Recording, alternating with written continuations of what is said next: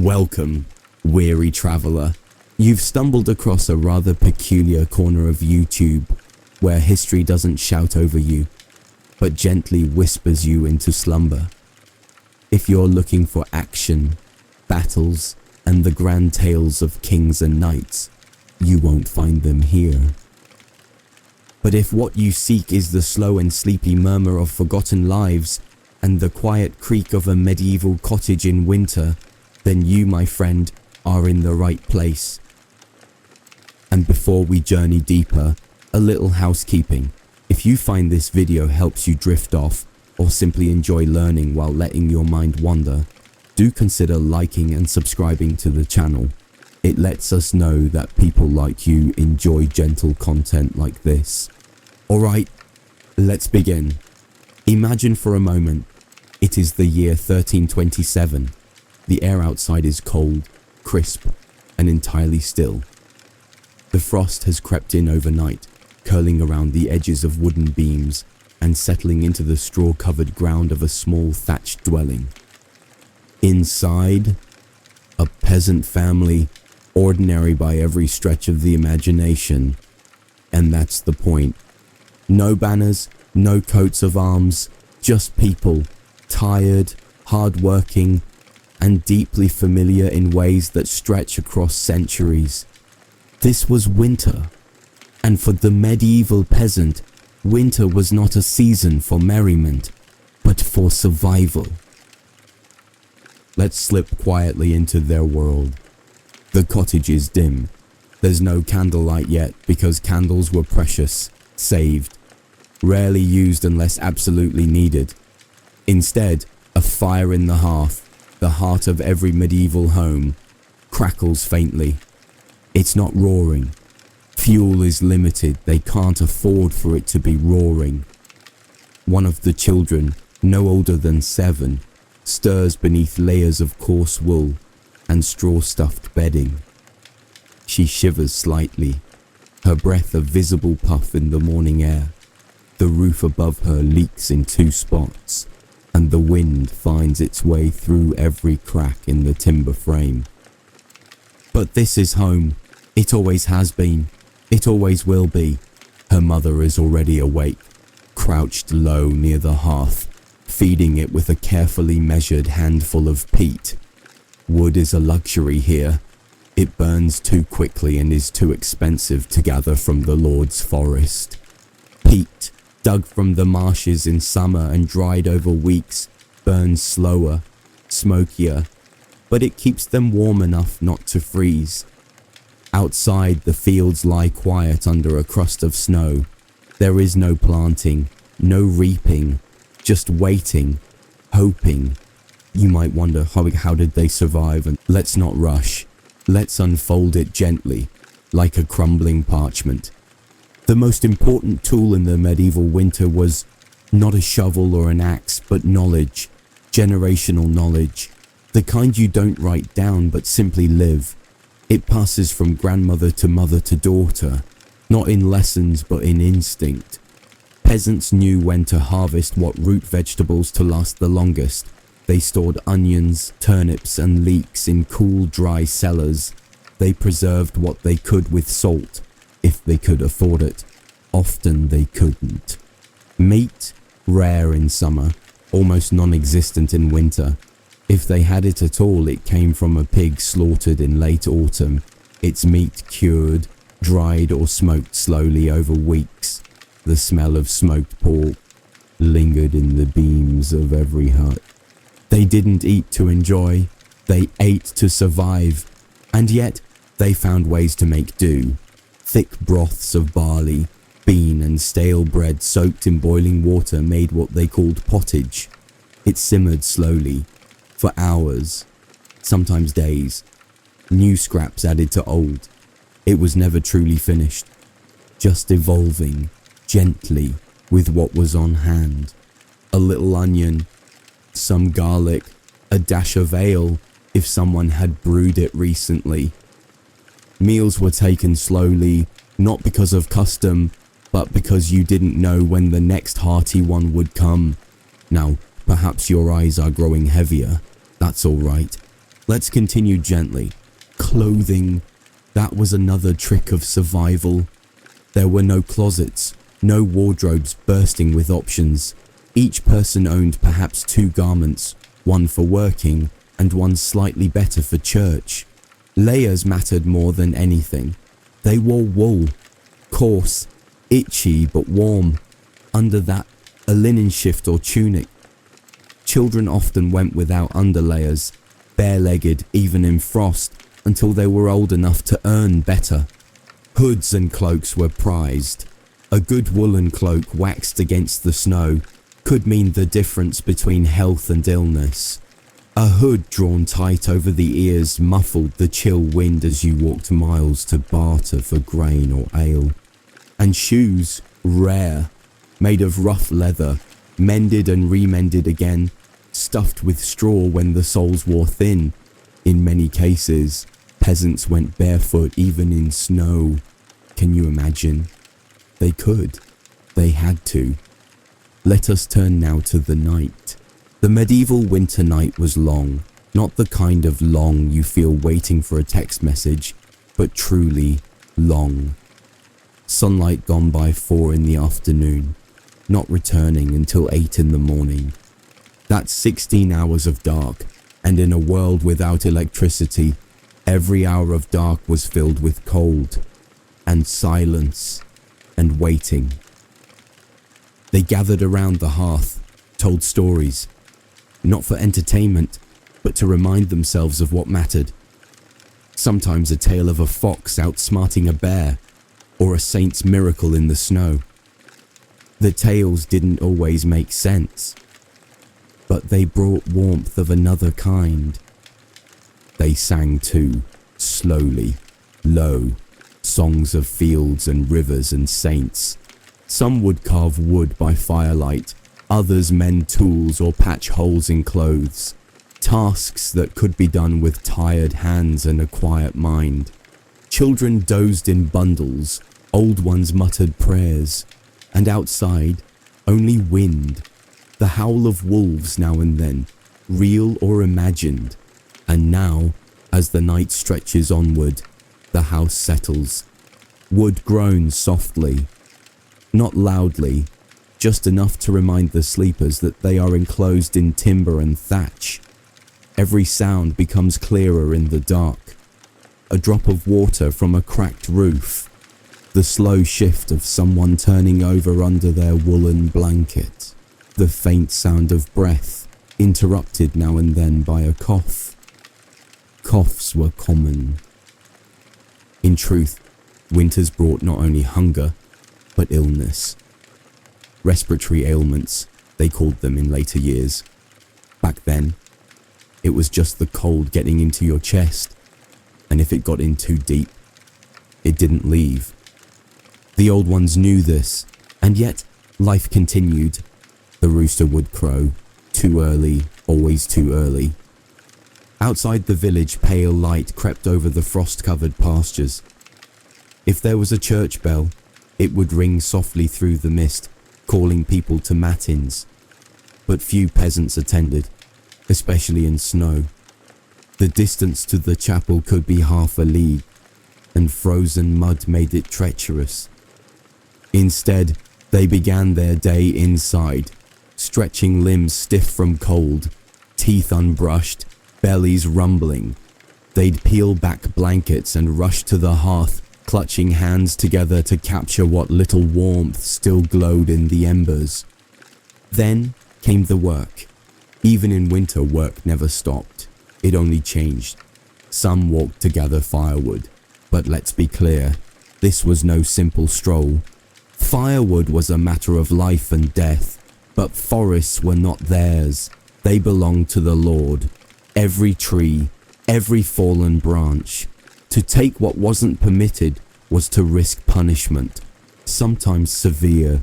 So peasants had to be clever. They gathered twigs, dead leaves, dried stalks, anything that could smoulder long enough to keep the hearth going. Others sawed peat blocks from last year's pile. It was a filthy, crumbling job. Their hands would chap, crack and bleed, but it was better than no heat. Some tended to animals. If a family was lucky, they owned a pig or a few chickens, even luckier, an ox. But more often, they simply borrowed livestock from wealthier neighbours in exchange for labour. Animals were vital. Their body heat alone helped warm barns, where in the bitterest of winters, families sometimes chose to sleep. Yes, people slept in barns, not out of romance, out of desperation.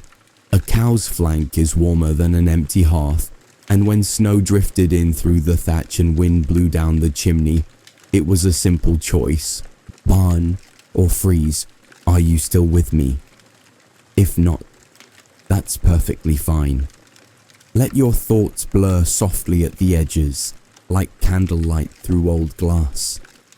We'll continue anyway. Wool spinning was a common winter task. It required nimble fingers, steady rhythm, and time, something they had in abundance between meals. Women would spin wool into thread, men would repair tools or patch worn shoes. Children helped. They were expected to. There were no idle hands. Idleness was dangerous. It allowed the cold in, not just physically, but mentally. A mind left wandering too far could fall into despair, and despair was no friend in winter. So they worked, silently, together. A daughter might learn to spin beside her grandmother. A boy would watch his father sharpen a plough blade for spring. A mother would knead barley flour into thick cakes, drying them for the days ahead. And when the rare feast day arrived, how they cherished it. Candlemas, St. Bridget's Day, the names mattered less than the food and the faint flicker of celebration. On such a day, they might allow themselves an egg, or share the last piece of smoked meat saved for the occasion. They'd sing a little louder, dance just a little, even if the toes inside their shoes were frozen, the heart beat a little warmer. It was not joy as we know it today, but it was joy enough. There was laughter too. Make no mistake, this life wasn't all sorrow and struggle. People laughed, even here. They told crude jokes, exaggerated tales of talking geese or cursed bread loaves. They teased each other, gently, playfully. They found moments to smile, even if their teeth were bad and their bellies were empty. That was their strength. They never expected ease, only the will to make it through another day. And somehow, they did. And so, the days passed, one frostbitten morning after another, one bowl of barley pottage after another, one foot in front of the other, until the pale sun finally began to linger longer in the sky. The thaw came slowly. First, a trickle of meltwater down the side of the barn, then a softened patch of soil by the latrine, then a day with no snow. Spring was never loud. It crept in, quiet as a child slipping from their bed. But when it came, it was a marvel. The ground softened, the sky grew less grey, and though hunger remained, hope returned. Because they had done it. They had survived. Again, you may be resting now, eyes heavy, breathing slowed, that's just as it should be. But if you're still listening, we'll continue our quiet walk through medieval life. Next, we'll explore how they managed hygiene, what passed for medicine, and how even love endured the cold. Let's continue. The fire is still gently glowing, and outside the wind brushes across the old village paths. Our journey into the past remains soft, slow, and steady. No rush, just stories settling into the mind like snowfall on the eaves. Let us turn now to cleanliness. It may surprise you, but medieval peasants did, in fact, care about hygiene. Not in the modern sense, no. There were no hot baths with lavender oil, nor perfumed soaps, but they washed. Because the cold didn't just chill the bones, It brought filth, and filth brought sickness. So they adapted. Hands were washed before meals, if water wasn't frozen. Faces were wiped with cloths, dipped in lukewarm water when it could be spared. And though full body washing was rare in winter, they knew the importance of keeping wounds clean, of tending to sores, of watching for infections. They had no doctors, not really. Physicians were for nobles. The peasant had the village wise woman, or if lucky, a travelling herbalist. But her knowledge, it was hard won, passed through memory, not books. She'd brew teas of chamomile for fevers, yarrow for wounds, onion poultices for coughs. Some treatments helped, others perhaps not. But they tried, and sometimes trying was the most anyone could offer. And they believed in saints, in relics, in the healing power of prayer. That too was medicine in its way. As for their teeth, well, they did not know of dentists, but they chewed herbs like mint and parsley to freshen the breath. They rinsed with salt water. They endured pain quietly, often pressing a hot cloth to an aching jaw in the dark, praying for sleep to carry it away. They did not complain much. Complaining didn't fix cold feet or soothe a child's cough, so they hardened instead, grew used to the ache, the crack in the skin, the creak in the back, and through it all, they remained human. Even love existed in winter. Quiet love, stubborn love, not the kind found in poems, but in acts. A wife handing her husband the last crust of bread, a child covering their younger sibling with the thicker part of the blanket, a man rising earlier than needed to light the hearth so his family might wake to warmth.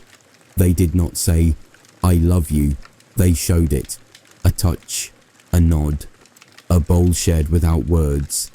Some married for duty, yes, but love often grew like moss on stone, slowly, imperceptibly, until it became part of the landscape.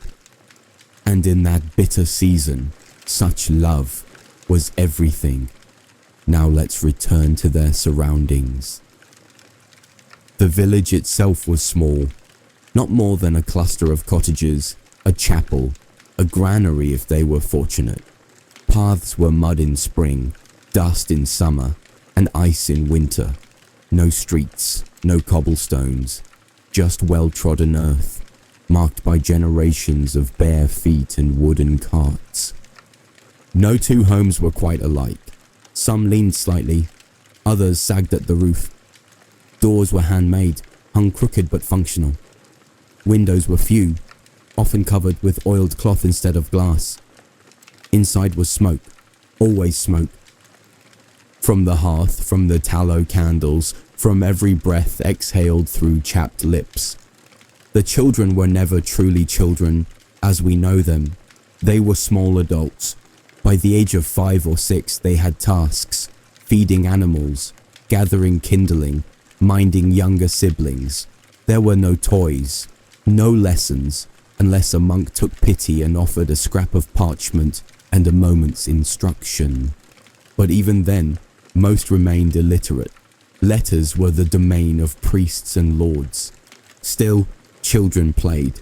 With sticks, with stones, with each other.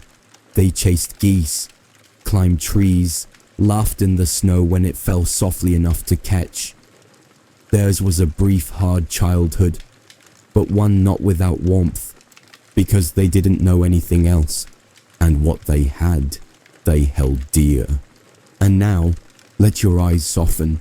The world we've been visiting continues, quiet and unchanged, behind your closed lids. There are more moments yet to uncover, more textures, sounds, habits of a people long gone, but never truly forgotten. Now, let us speak of learning and faith. In the medieval countryside, education was a luxury few could afford.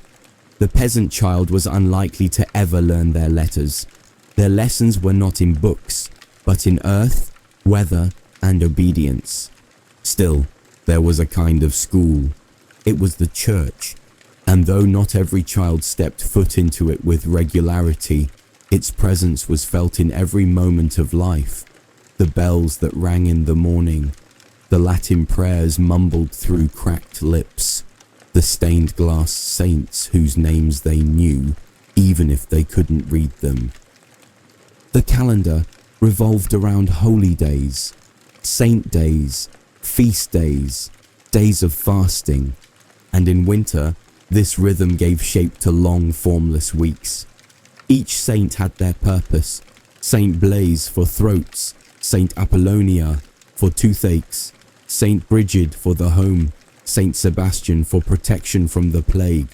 People whispered their names in dark corners, not as superstition, but as hope, because medicine might fail, food might run short, but saints always listened, or so they believed. In the evenings, after work was done and the sky had darkened to slate, families might gather for prayer. Not elaborate, not ceremonial, just simple.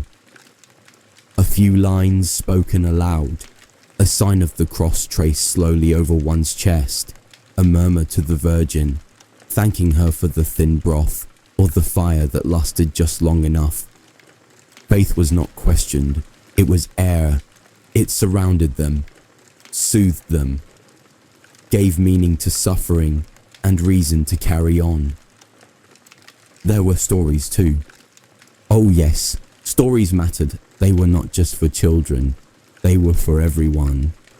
Tales of saints who walked across rivers without getting wet, of devils who hid in snowdrifts, of a boy who once saw an angel among the sheep. These weren't fairy tales, not to them. They were lessons in disguise, reminders that hardship could be endured, that miracles might still find their way into the lowliest cottage. A mother would whisper such a tale as she rubbed her child's feet beside the fire, not to frighten them, but to give them something to dream about other than the cold. And dream they did. Sleep came in phases. There was no solid 8 hours. People would drift off after supper, if there was one, and wake in the dark. Sometimes to stoke the fire, sometimes to pray, sometimes simply to think. This period was called the first sleep. After it, they might lie awake for an hour or two, then return to bed for the second sleep. A rhythm lost in modern times, but then, it was as natural as the moon's rising. During that waking hour, some would speak softly, others might make love beneath the firs, or simply lie still, staring into the dark, listening to the hush of the night. It was a pause, a moment between days, a breath in time. And when morning came, as it always did, there was no alarm, no rush, just the slow creaking rise of those who had done this every day of their lives. Each winter the same, each task familiar. One foot into a cold boot, one hand stretching toward a fire. Another day, another try, and always the knowing that spring would return, that the snow would melt and the soil would soften and green would find its way back into the world. Are you still awake, dear listener? If not, then you are warm, safe, and exactly where you should be. But if your eyes are still open, I invite you to stay. There is more to share. Let's talk now about tools. Not gleaming, perfect instruments like the ones in today's museums, but tools of wood, iron and rope, worn by hand, repaired by hand, passed from father to son, until the handle smoothed with use and the edge chipped from service. A sickle for cutting grain. Its blade curved like a crescent moon, sharp when it could be kept so. In winter, it rested, hanging near the door or tucked under the bench where tools were stored, its usefulness not forgotten, just waiting. A mattock, a simple sturdy thing, part pick, part hoe, used to break frozen earth, clear stones from paths, hack away roots. In a season of frozen ground, it was heavy in the hand and unkind to the back, but it got the job done. A spindle, small and humble, spun thread beside the hearth.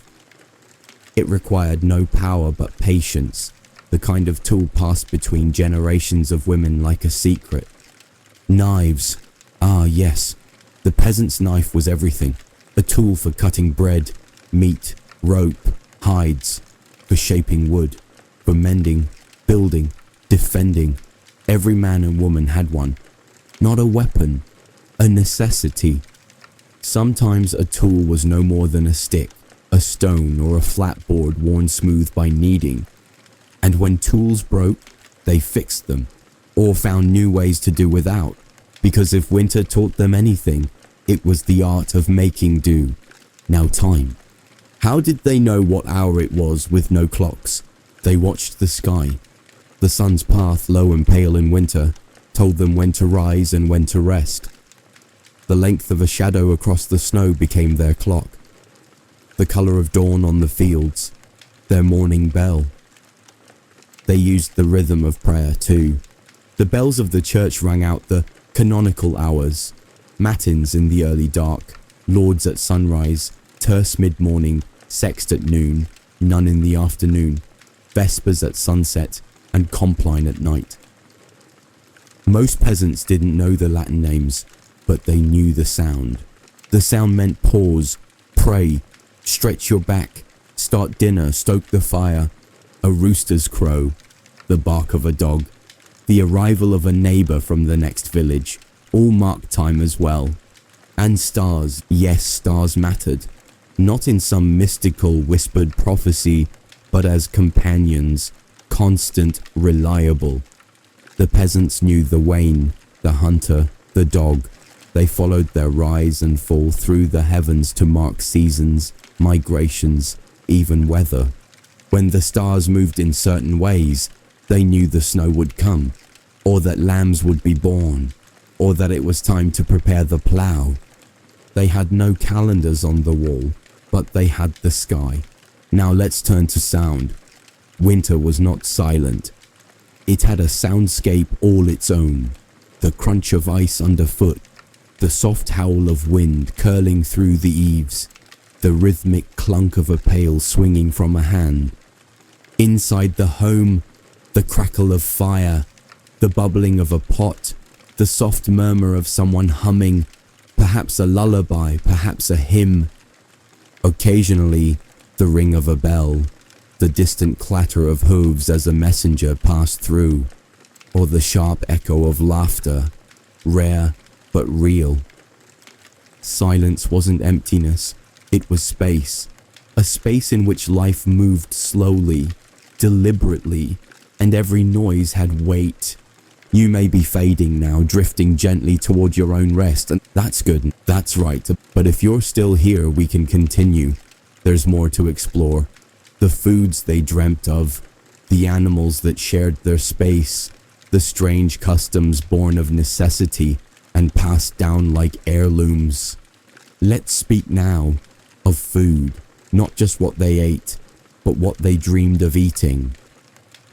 In the dead of winter, the meals were humble: thin pottage, stale bread, dried beans softened in water.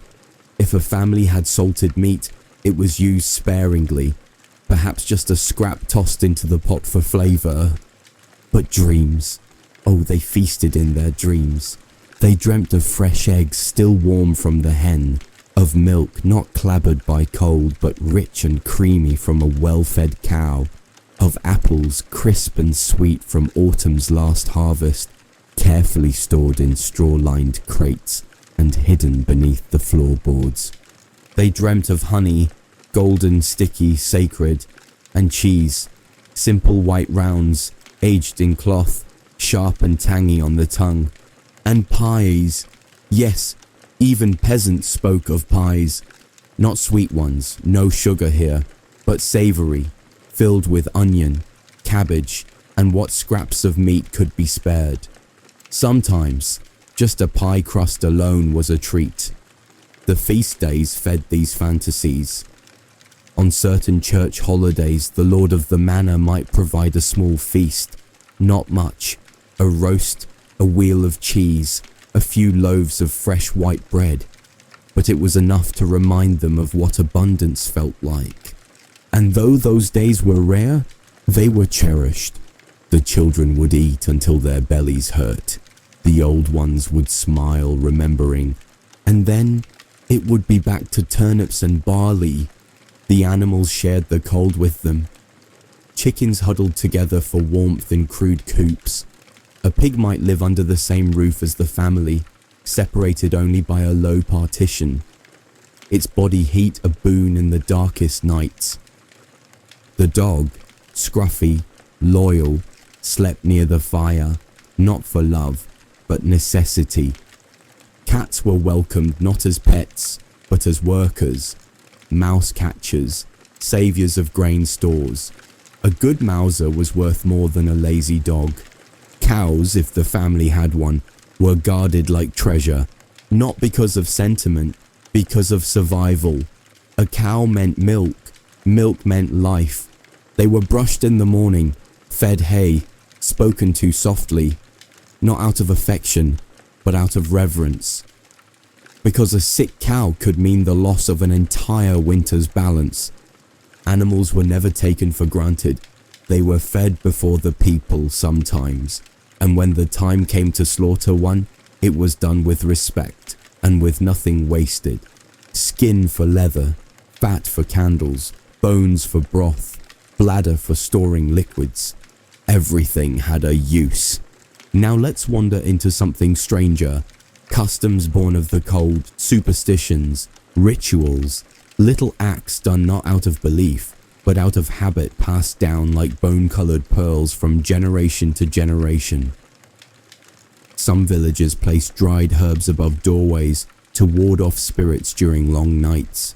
Others refused to sweep their threshold after sundown, fearing it would chase away good fortune. Children were taught never to whistle indoors in winter.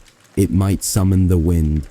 On the first day of the new year, a man would be the first to enter the home, not a woman, for luck.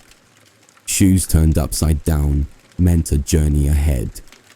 Bread baked with salt pressed into its crust meant protection. Were these beliefs true? Perhaps not. But in a world so uncertain, they provided comfort. And comfort was a currency in the cold. Still listening? Good.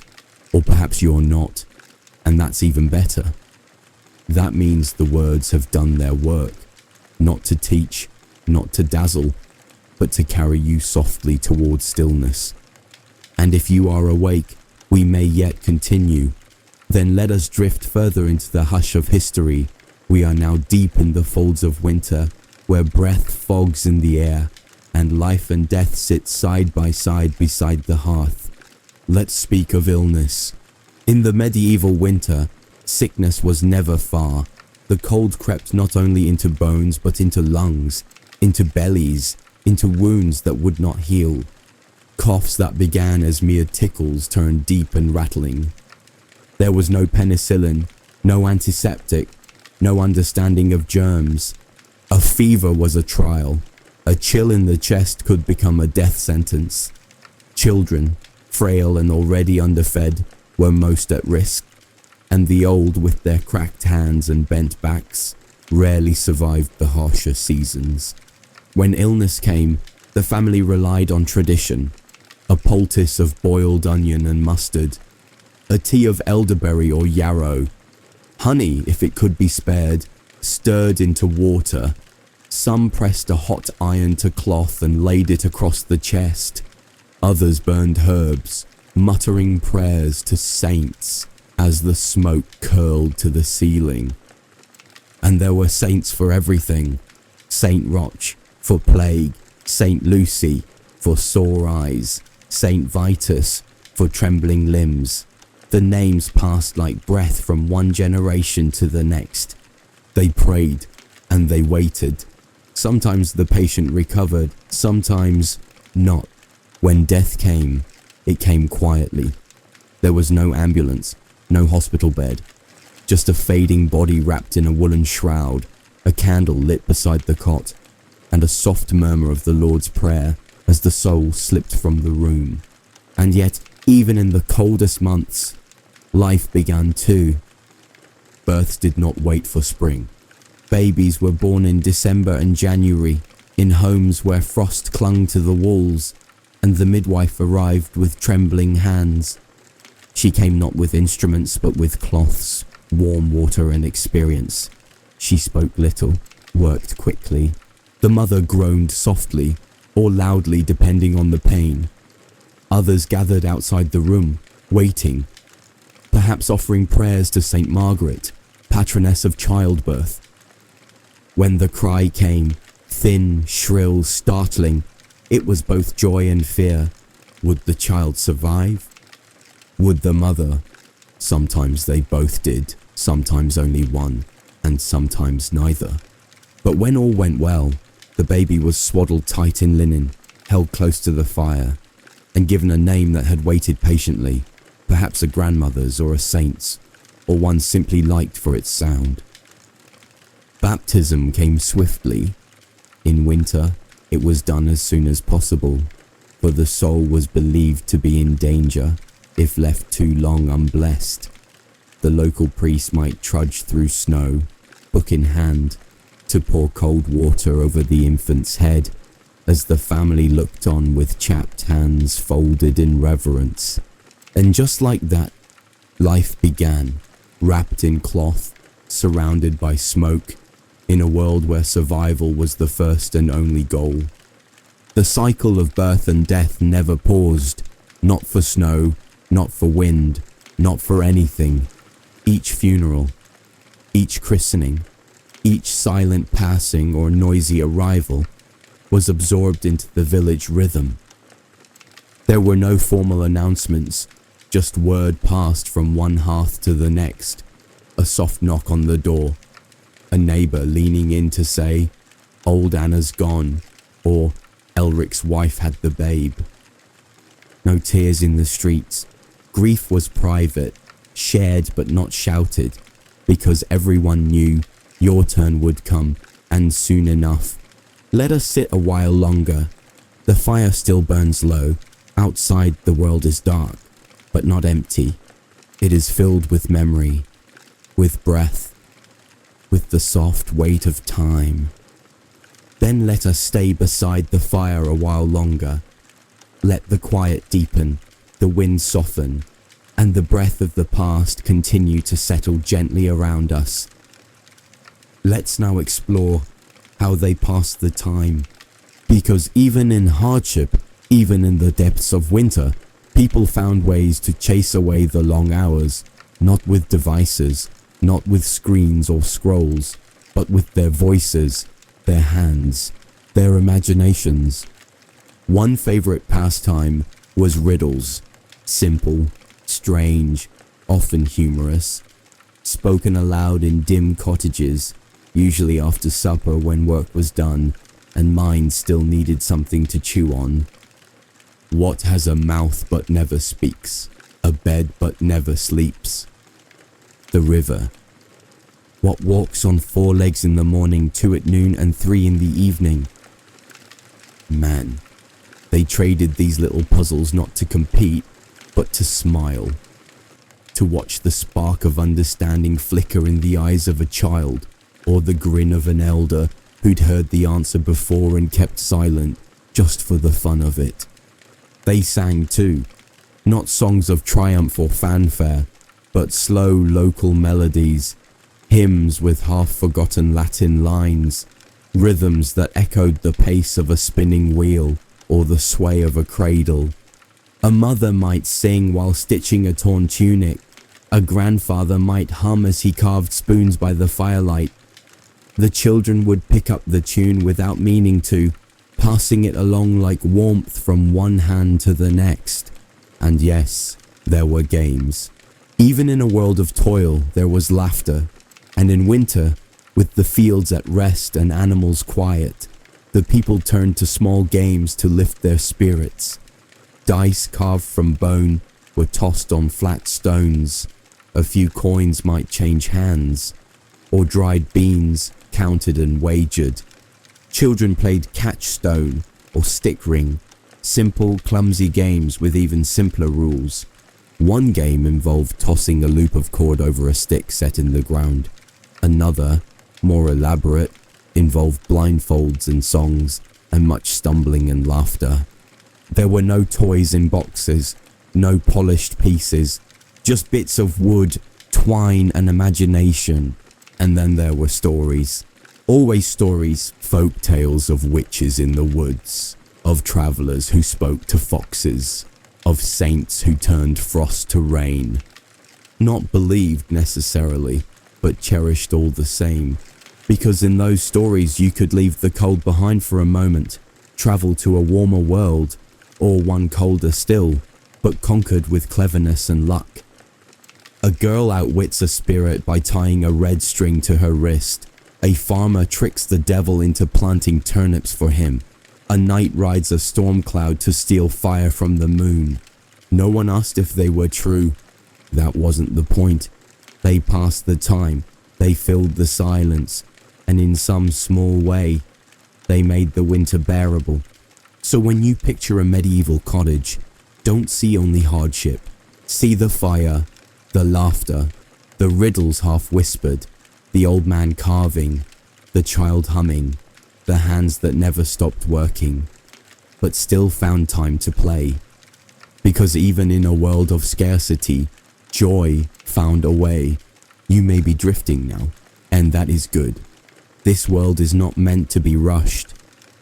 It unfolds like frost across glass, slow, silent, and lovely. Then gently we'll go on, like footsteps in snow, muffled and measured, carrying us further into the soft corridors of time. Let's now look to the sky. To the medieval peasant, the sky was not just overhead, it was everything.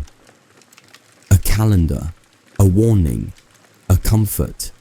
In winter, the sky told stories of its own. Grey most days, heavy and brooding, but on rare mornings, clear. Blue like brittle glass. The sun, low and pale, barely climbed above the treetops before it began its descent again.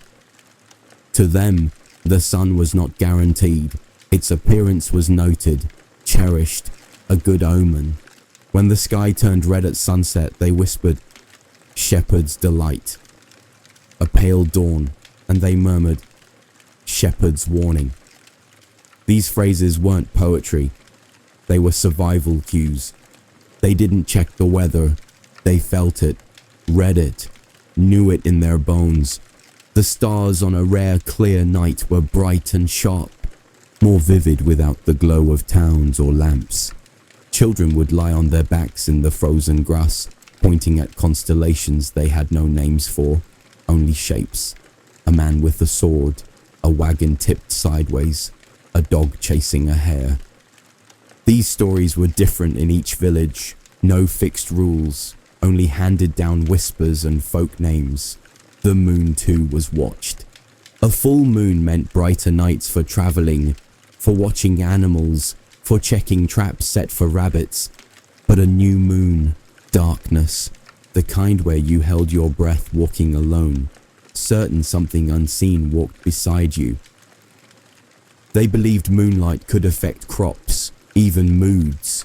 Women whispered about its connection to childbirth.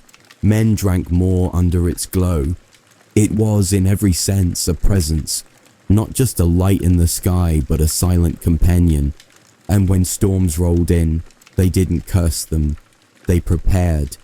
Thick clouds with a green tinge. Rain, perhaps thunder. A sudden stillness, snow. A shift in the wind's tone. A sudden ache in the joints.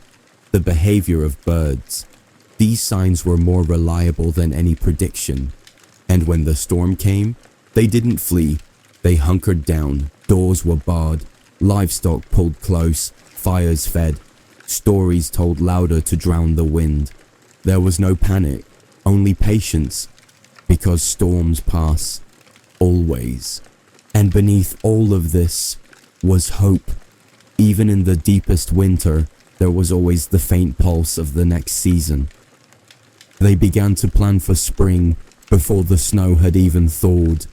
Tools were inspected, seeds, What few they had were counted. Repairs to the ploughshare were made.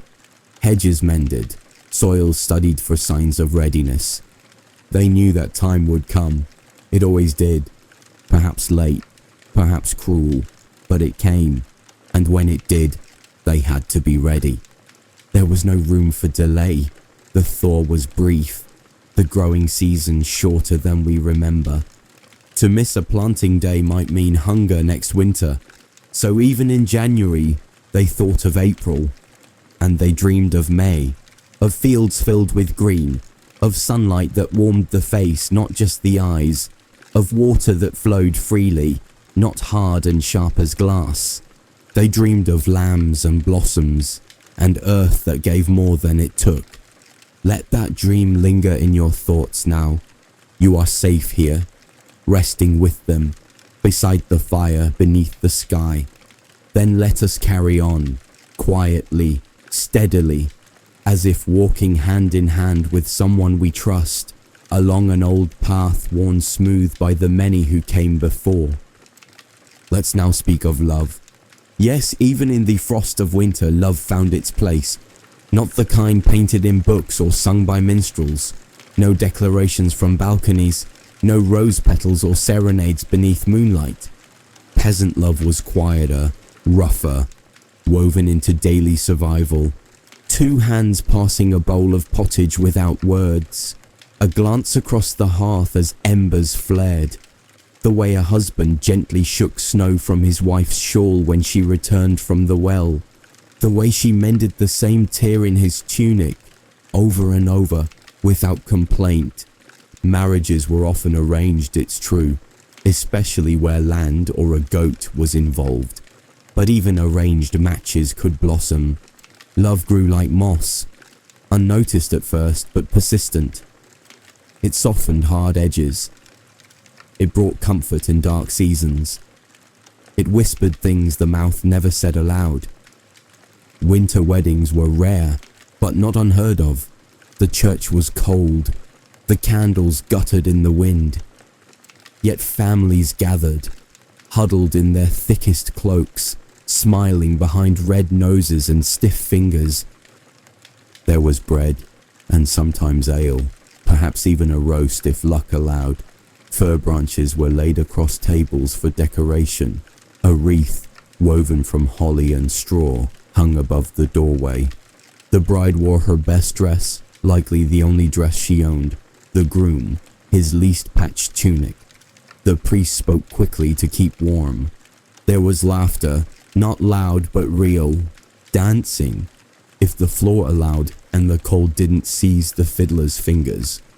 They danced slowly, arms outstretched, boots scuffing straw, faces flushed from fire and drink. A wedding in winter was a bold thing.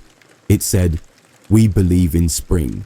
Even those long together, grey-haired, slow to rise, shared a kind of affection rarely seen today.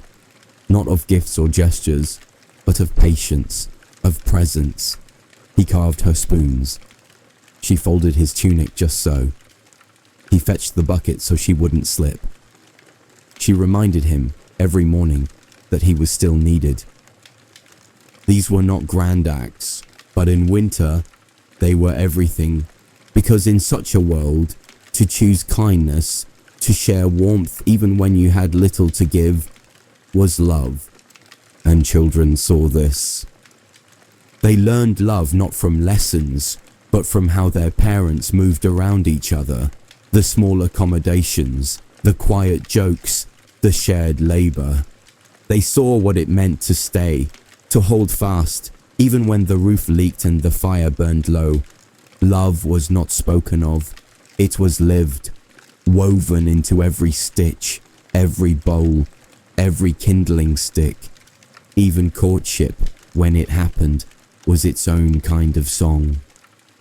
A boy might offer a girl a carved token, a button, a comb, something he made himself. She might blush, look away, then keep it hidden in her apron pocket for weeks. They'd meet in the fields when no one was looking, exchange words more with glances than mouths.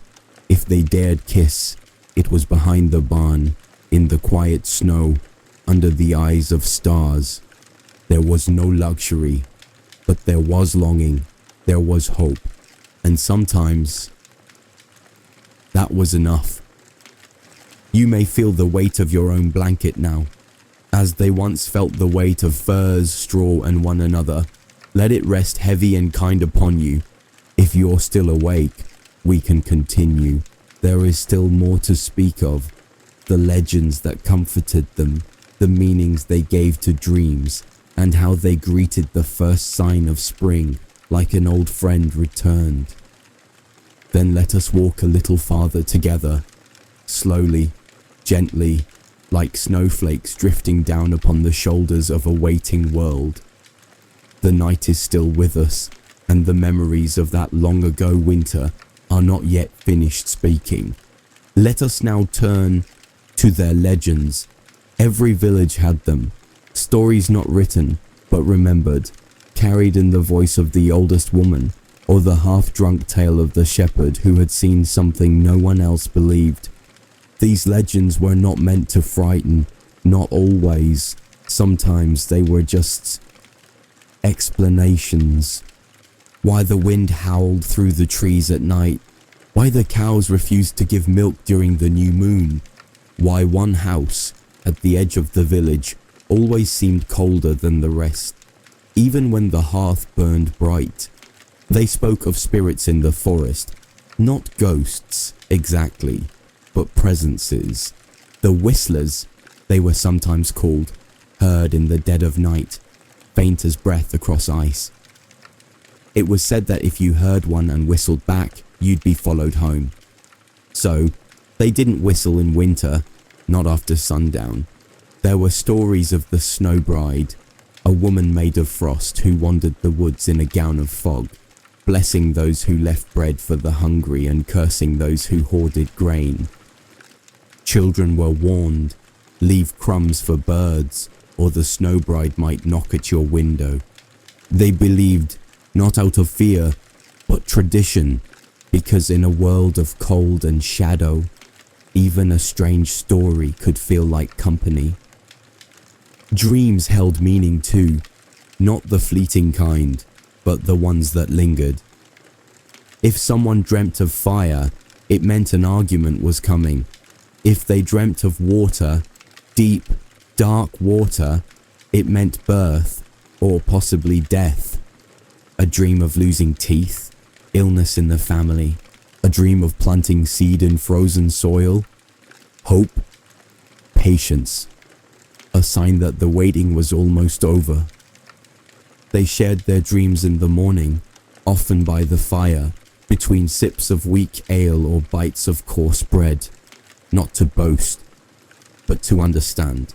Because in dreams they saw the parts of themselves they didn't know how to say aloud. And then came the thaw, not sudden, not loud, but sure, a day when the snow began to recede from the edges of the path, when a single green shoot, barely taller than a thumb, poked through the dark earth, when the hens laid eggs again, when the children stopped huddling indoors and instead chased each other, laughing in the wet, squelching grass. When the fields smelled like something alive again. That day did not come on a calendar, it came in the heart, and it came every year. No matter how harsh the cold, no matter how deep the frost, the thaw came, and with it, the world opened like a tightly held fist. The villagers began to mend their tools in earnest, check the plough, air out seed sacks. Plans were whispered. This year we'll try barley on the north field. I'll trade for a stronger ox. The bees might give better honey this season.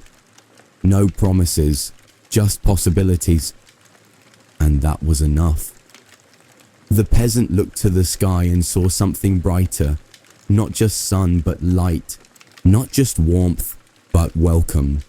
They had made it. They had lived through another winter. Not with ease, not without cost, but with courage, with one another, and with the quiet, unshakable rhythm of hope. That rhythm, is still here, in you, in all of us. Though our winters may look different now, the desire is the same, to endure, to belong, to warm one another with presence and with care. Let yourself drift now, if you haven't already. You are safe here. The wind outside is only a memory. The hearth still glows, and if you wish, we can continue. There is always more to share. How spring brought festivals, how laughter returned, how peasants celebrated life with colour, song, and ancient joy. Then come, let us go a little further, soft as sunrise on thawed ground, slow as bread rising on a warm spring morning. The cold is behind us now, the world is stirring, and so too do the stories. Let's now speak of what came after the frost, of how spring reawakened not just the land, but the people. Because when the earth softened, something within them softened too. It began not with great celebration, but with colour.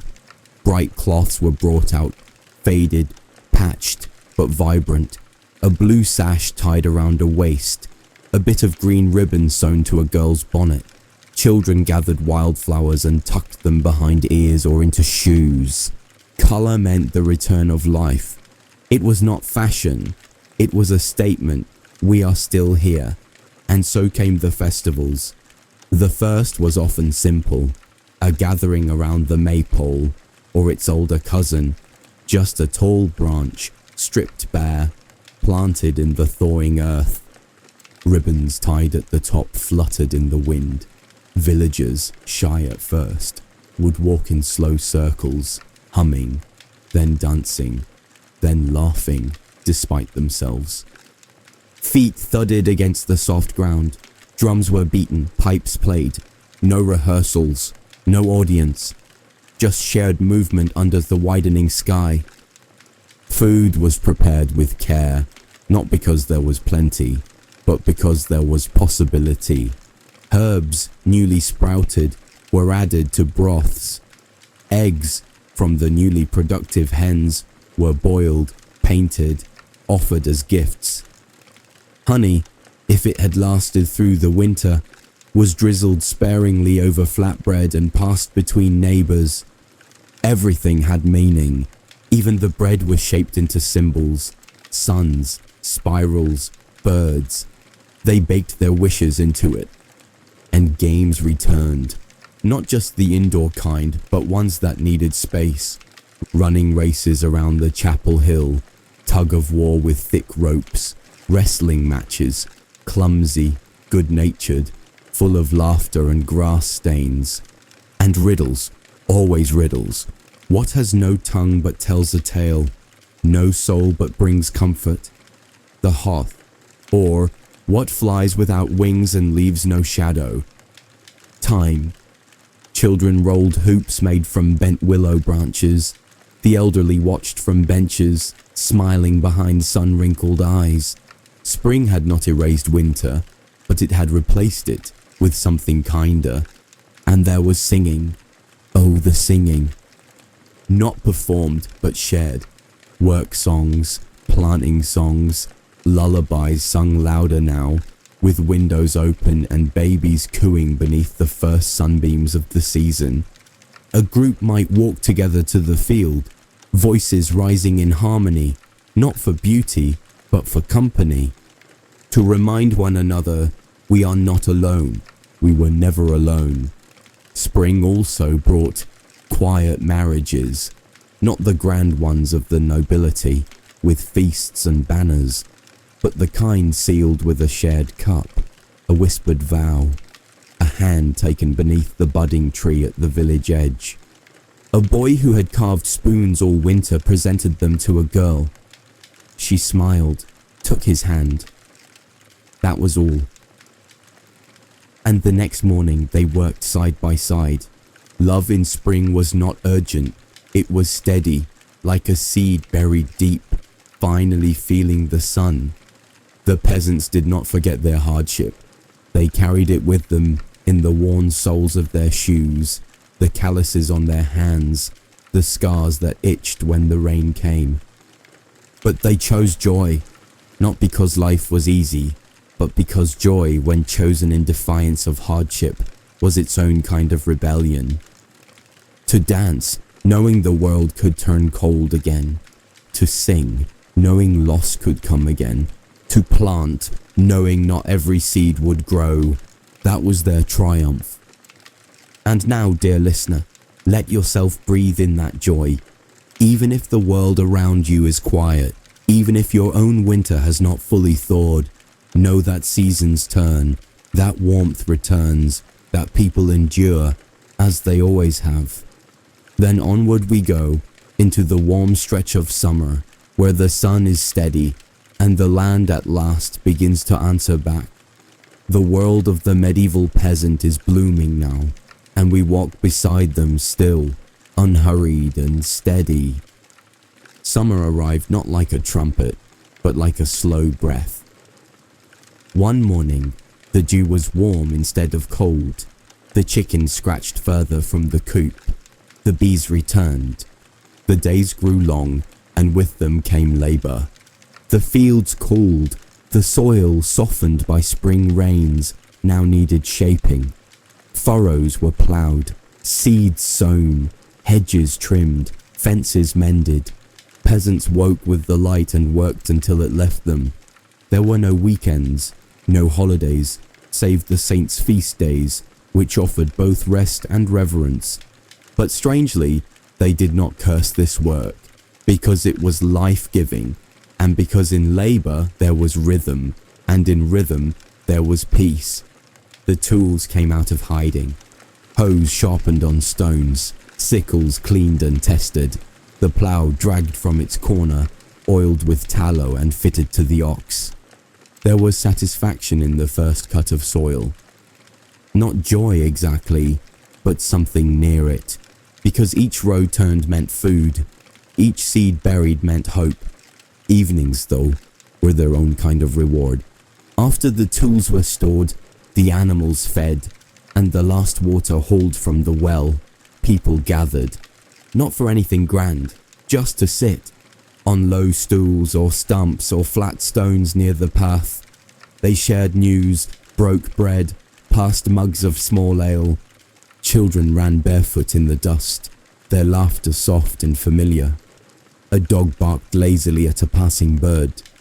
Someone, always, began to hum, and the air smelled of hay, sweat, and something old and good. Summer brought plenty, but also pressure. There was no time to waste. Every task unfinished today might cost dearly come winter. The hay had to be cut and dried before the rains. The barley watched for weevils. The beans picked before the pods grew tough. And always, something needed mending. A roof tile slipped. A cartwheel cracked. A bucket sprang a leak. There was no idle season, only a different kind of movement. But in all this, there was beauty. Fields turned gold beneath a rising sun. Wheat heads bowed like worshippers. Poppies grew between furrows, uninvited, but welcome. Birdsong woke the village. Crickets lulled it to sleep. And everywhere, people working, together.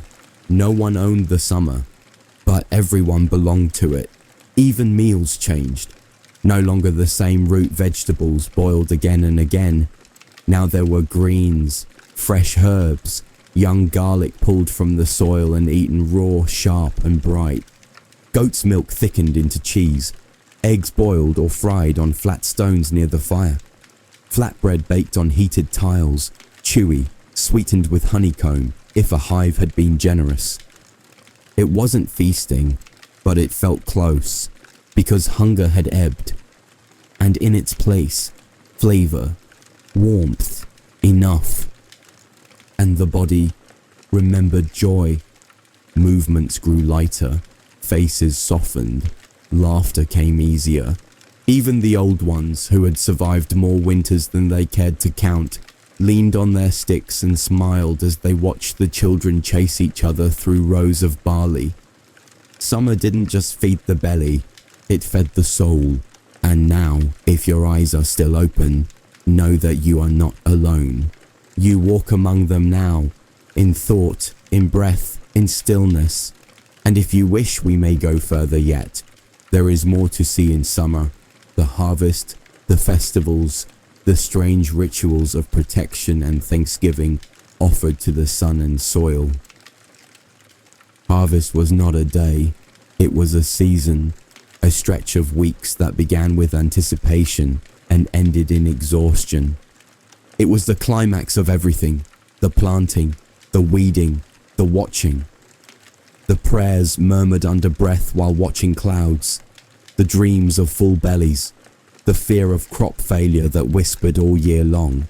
Now the time had come, and so they rose before the sun, not out of discipline, out of necessity.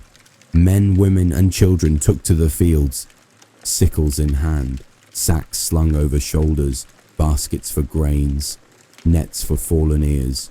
The air smelled of sweat and chaff. Every step released the scent of crushed grass and cracked seed. The sun climbed high. There was no shade in the field, no time to rest. Lunch was eaten on the ground. Barley cakes, a hunk of cheese, maybe an apple if luck allowed. Water carried in clay jugs, passed between hands. A sip here, a joke there, but no lingering, because the crop would not wait, and neither would the weather. They moved in rows, bent at the waist again and again, cut, gather, bind, stack. Rhythm became everything. One hand cut, the other pulled. One person tied, another lifted. Each knew their role, learned not from instruction, but repetition. Children helped where they could, picking fallen stalks, chasing off birds, running errands from field to cottage. No one stood idle, because every hour lost was grain left to rot, and as the days passed the barns began to fill. Wheat, barley, rye, oats, beans dried in the sun, herbs hung in bunches, roots stored in cool corners, salted meat layered in barrels. The scent of labour lingered in every room, dry straw, drying sweat. The metallic tang of tools leaned against walls, but with each sack filled, each beam groaning under new weight, the anxiety began to lift. They had done it. They had gathered the year's hope in their arms.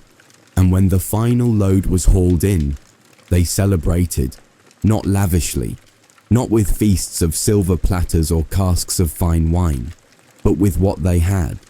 A shared stew that simmered all day, bread baked with fresh grain, still warm and fragrant, ale brewed in advance, slightly sour but strong enough to make the cheeks flush. They ate under the open sky. They sang, not like minstrels, but like farmers who had earned their song. They danced, clumsily, joyfully, until the stars came out. The children ran in circles. The elders sat smiling, and somewhere a pipe played, a melody so simple it needed no name. There were rituals too. The final sheaf of grain was often kept, tied with ribbon, and hung above the hearth.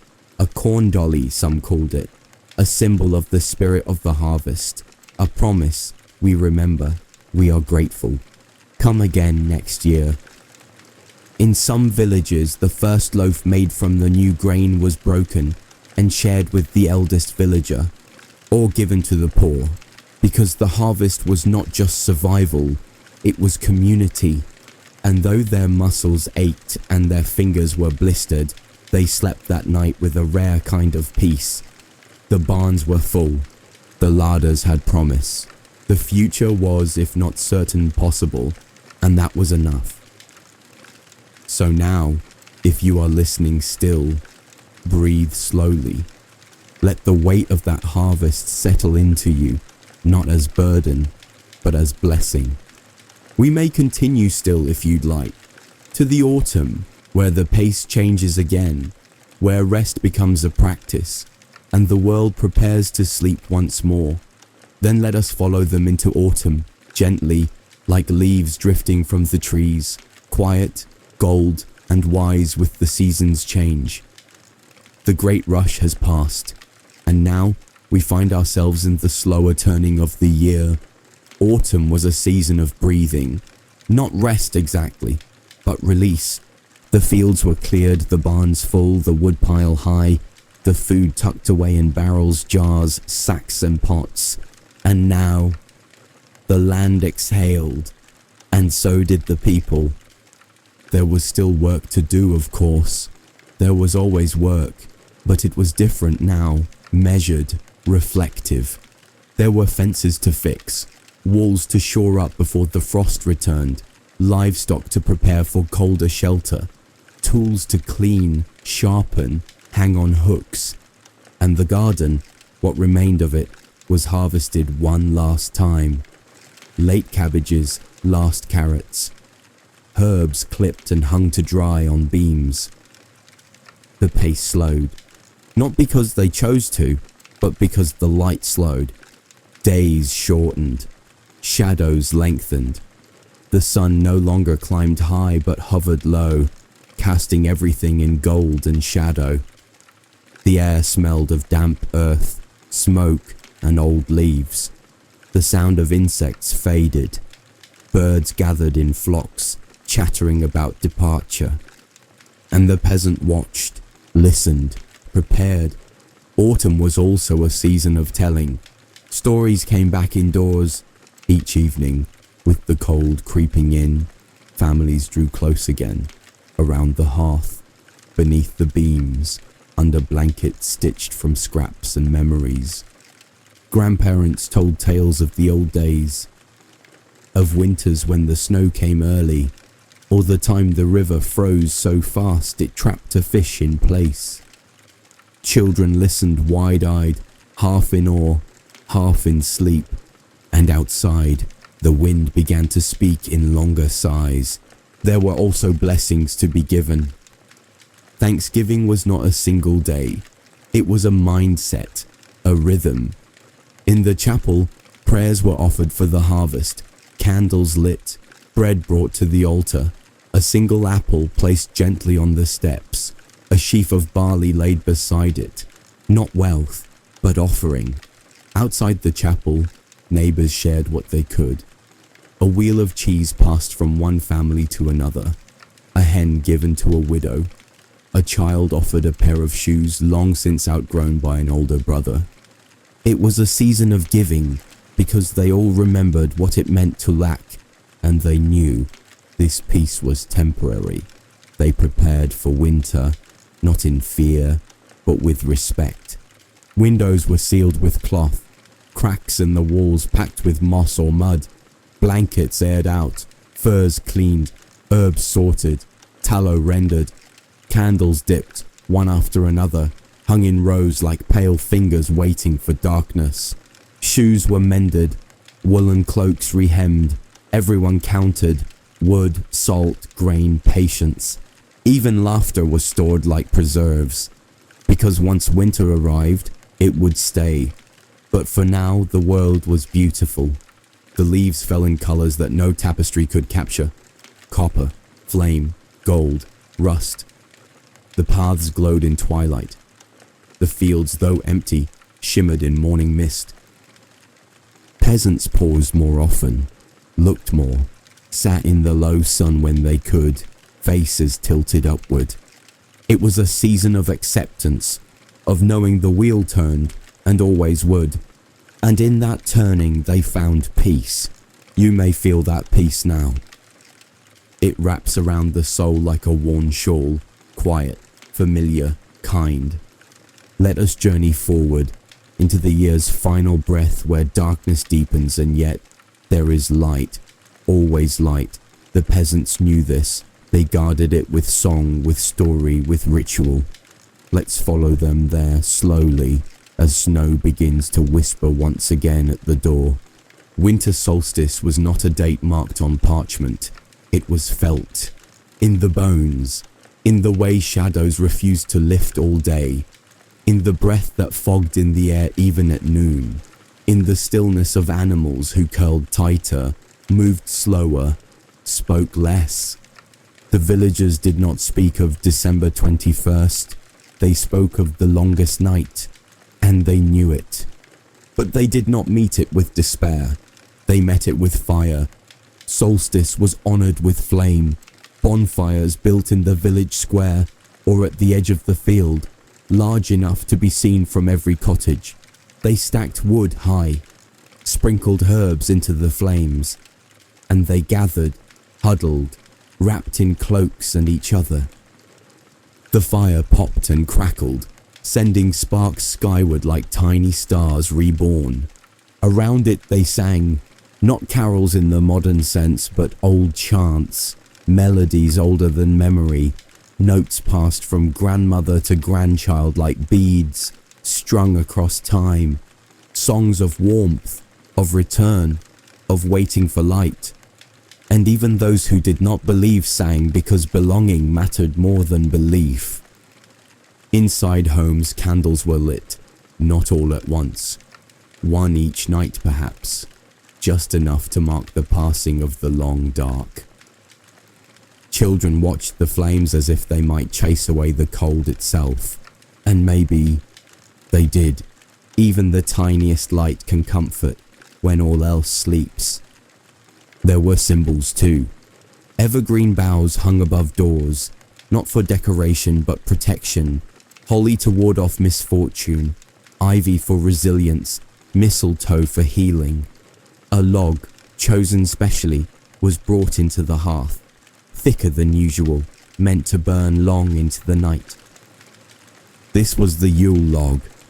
Some etched prayers into it before lighting, others carved initials of the family, of the animals, of the saints, and as it burned, the smoke was believed to carry hopes skyward. Food was shared, not lavish meals, but special ones, spiced ale, brewed for the season, nuts cracked open slowly by the fire, dried fruits, rare, sweet, and treasured, small cakes made with honey and flour, hard but delicious when dipped in broth.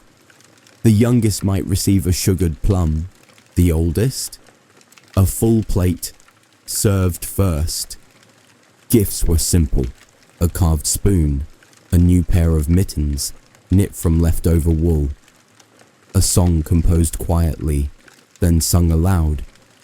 No wrapping, no surprise, just the joy of thought made into thing. Even the animals were given treats, extra grain, a handful of herbs, a pat on the neck, because they too endured the dark. And in the middle of all this, remembrance.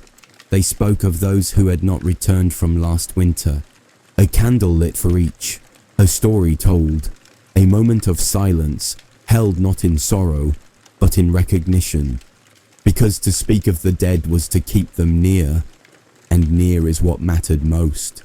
The longest night passed, slowly, quietly, and with it came the promise, faint but certain. The light would return, the sun would rise higher, the days would stretch again, and they would endure together.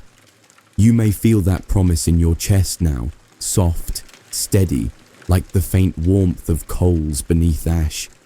Let it rest with you, and if you wish, we can continue. Then we carry on, softly, reverently, into the quiet space between years, where the past lingers like smoke and the future hovers just beyond the frost. For the medieval peasant, this threshold was sacred. Let us step across it together. New Year's Day was not a time of fireworks or fanfare, it was a time of reflection. The old year was seen off not with noise but with thought. They sat by the fire, they drank slowly, they spoke in low voices. What had been lost? Who had been born? Had the harvest been enough? Had the weather been kind? They remembered the lean days, the sudden illness, the calf that didn't survive, the child who did, and they gave thanks, not for perfection, but for endurance. There were customs, of course, old half-forgotten rituals that varied from village to village, In some places, the first visitor of the new year was called the luck bringer. He, always a man, would step into the home just after midnight, carrying a token, a stick of wood, a coin, a sprig of greenery. If he came with goodwill, he brought fortune. In other places, the family would throw a handful of grain across the threshold before dawn, to feed the spirits, they said. Or perhaps just to ensure abundance returned. And everyone swept, the entire home, every corner, not to clean exactly, but to clear. Dust, yes, but also old worries, misfortune, bad luck. It was said that whatever you carried into the new year might stay with you, so better to begin light. The day itself was quiet. No work was done, save the most necessary. No arguments were allowed. No debts were collected. They believed that what you did on the first day of the year set the tone for the rest. So they shared a bit of bread with a neighbour, a candle with someone whose flame had gone out, a story with a child who needed something new to dream about. They sang if the air was still. They laughed if they could. They rested without guilt. And they watched the sky, quietly wondering what the next circle of seasons would bring. Children were told to make a wish, never spoken aloud, never written down. They were to whisper it into their pillow or tuck it into their shoe. If they carried it with them all year, perhaps the old ones said, it would come true. And the children believed, because belief is easiest in the quiet, in the moment before something begins, in the hush of snow and firelight. At night, the family gathered again. The fire was stoked, the door bolted, and the house, though simple, felt full of memory, of presence, of breath. They did not know what the year would bring. But they were ready, not because they were strong, but because they were together. You may feel that sense of togetherness now. Even alone, you are part of this long thread, the hands that planted, the hearts that endured, the voices that sang into the dark. They are with you still, and if you wish, we may continue. There is more to share. The turning of seasons once again, how knowledge was passed, how laughter softened the harshest days. Then onward we go, into the ever-turning wheel of the year. Winter behind, spring ahead, and always. The story continues. The medieval peasant's world did not pause, but flowed, season upon season, like a stream beneath the ice. Quiet, enduring, alive. Let us now speak of knowledge, not the kind found in books, for few peasants could read, but the kind held in hands, passed through gesture, habit, memory. This was the living library.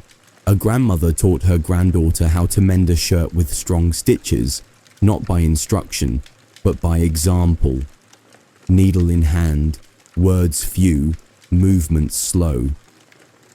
A father showed his son how to turn the soil, feel for moisture, know just when to plant, not by charts or calendars, but by smell, by sky, by instinct. A brother taught his sister how to trap a hare, and she taught him the names of herbs that healed a fever. There were no schools, but there was learning.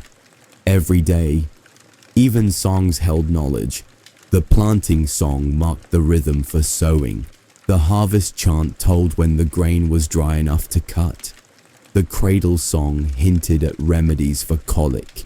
The funeral song reminded them how to grieve with grace. Nothing was wasted, nothing was forgotten, and when someone passed, the old woman with 1,000 herbs in her head, or the shepherd who knew every path across the hills, something was lost. Unless, of course, they had passed it on, which they almost always had, because even without parchment, even without ink, peasants understood the weight of wisdom, and they shared it, as they shared everything else, in pieces, in quiet. in love. And laughter. Laughter was its own kind of wisdom. They laughed often, not because life was easy, but because it wasn't. A cracked pot that still held soup was called holy. A goat that wandered into the chapel was said to be seeking salvation. A child who slipped in the mud was told the earth missed him. Nothing cruel, nothing sharp, just warmth. They laughed when the bread rose wrong, when the cow broke free, when the rooster crowed at midnight. They knew how to bend the sorrow into something bearable, how to find joy in absurdity, and how to laugh in the face of a world that rarely made it easy. Laughter was a rebellion, a proof that they were still here, still breathing, still singing, still hoping. And so, it echoed through the seasons, through hayfields and kitchens, through lean years and lucky ones, through births and burials, through every thread of their quiet, stubborn lives. And now perhaps you hear it too, a soft laugh, a remembered touch, a whispered tune. It is all part of you now. And the story does not end, not here, not ever. Let us walk on into the bright heart of the year, where sunlight lingers long into evening and the land hums with life. The medieval peasants had reached the high point of their calendar. Let us see how they met it, softly, meaningfully, and with reverence. Midsummer was a celebration, not of luxury, not of wealth, but of abundance, however brief. The days stretched long. The sky was high and blue. The fields, now green and full, waved gently in the wind, promising good things. And so the people gathered. The feast of St. John the Baptist, often near the solstice, was one such gathering. A bonfire was built. Yes, again, always a bonfire. But this one was different. Not to chase darkness, but to honor light. The fire symbolized the sun itself, burning at its highest before the long descent back toward winter. And they leapt over it, laughing. Not recklessly, but joyfully. Even the old ones might shuffle close and toss in a handful of herbs, mugwort, sage, meadowsweet, for health, for strength, for love. Wreaths of flowers were made and worn, not just by girls but by everyone. Wild flowers, woven into crowns, hung above doors, floated down rivers. Each flower had meaning. Yarrow for protection, daisy for loyalty, St. John's wort for warding off sadness. They did not question the magic, they respected it, because the world was full of mystery, and they knew better than to ignore it. On this day, young people watched one another more closely. A boy might offer a garland, a girl might linger near the well longer than needed. Marriages were sometimes made in midsummer, not with ceremony, but with shared glances, an agreement, and a clasping of hands, and later, whispered blessings beneath the moon. Love bloomed like everything else. There were games, races across meadows, wrestling on soft grass, a chase through the orchard. They laughed until their sides ached, until their feet were muddy and their lungs filled with air so sweet it tasted like freedom. This was not idleness. It was honoring the season, showing gratitude for the warmth, the food, the beauty, because they knew, better than most, that it would not last. And when something is fleeting, you cherish it more. The land too was honored. Offerings were made, not large but sincere. A piece of bread, a pinch of salt, a splash of ale, left at the base of a tree, at the edge of a field, at the mouth of a stream, to the spirits of the place, to the saints, to the nameless powers that kept the crops from failing. Not because they expected reward, but because gratitude was holy. And when the sun finally dipped low, long after supper, they did not go inside. They sat, watched, listened. The air warm and thick with life wrapped around them like a second skin. Crickets sang. Frogs called from the ditches. A dog barked once, then fell silent. And beneath it all, peace. No urgency, no fear, just the moment. And their place in it. That place is yours now too, because you carry the same longing, the same awe, the same quiet courage. The season may have changed, but the human heart has not. Let us continue through the golden light of late summer into the second harvest, where the fields are heavy with promise and the world begins to tilt once more toward quiet. The medieval peasant moved with the seasons, not ahead of them, never behind, just in step, in rhythm, in trust. This was the time of Lammas, loaf mass. The first grain was harvested, the first flour milled, the first bread baked. And that bread, simple, round, golden, was not eaten in haste. It was brought to the chapel, laid on the altar, blessed with prayer and reverence. Then broken and shared. Not because it was fancy, because it was sacred. Bread was more than food. It was survival. It was labor made visible. It was seed, soil, sun, and sweat, all risen into something warm and nourishing. To eat it without thanks would have been unthinkable. The second harvest followed. This was the gathering of what remained. Beans, peas, squash, the last of the herbs. Everything was pulled, picked, dried, shelled, stored. Nets were repaired for the last fishing days. Hives were checked for honey. Apples and pears plucked with care and laid in straw. Even mushrooms were gathered from forest edges, damp and cool, their scent earthy and strange. Each one was inspected, known, trusted, because the wrong one meant sickness or worse, and peasants knew better than anyone. The difference between life and death was sometimes very small. And so they prepared. The barns were rearranged, grain lofts swept, stones laid to keep rats at bay, pickles were made, fruits preserved in honey or vinegar, beans hung in garlands above the hearth. Each task done in silence, or with song, or with whispered reminders. Don't pack the apples too tight. Keep the salt dry. Leave the last turnip in the ground, for luck. These were not just chores, they were rituals, repeating what had worked, avoiding what had not, trusting in the slow wisdom of seasons. The fields changed too. Once tall and green, they were now gold and brown, stalks broken, soil exposed. But it was not ugly, it was honest. A bare field meant work had been done, food gathered, life preserved. The land was resting, and so too would the people. Soon, evenings grew cooler, not cold, not yet, but with a whisper of what was coming. The fire was lit a little earlier. The cloaks hung near the door were shaken out and mended.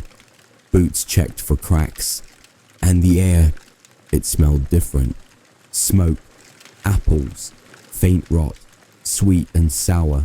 A reminder that all things ripen and all things fade.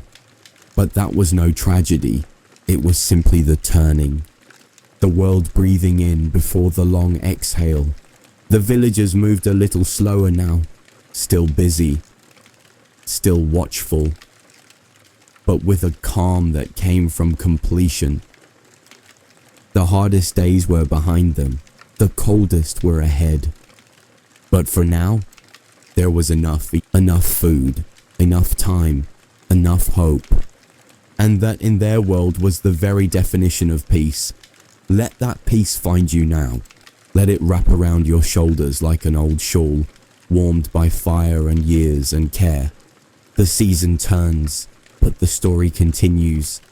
And if you wish, we can continue too, into the final festivals, the gathering of flocks, the customs that softened the descent into another winter.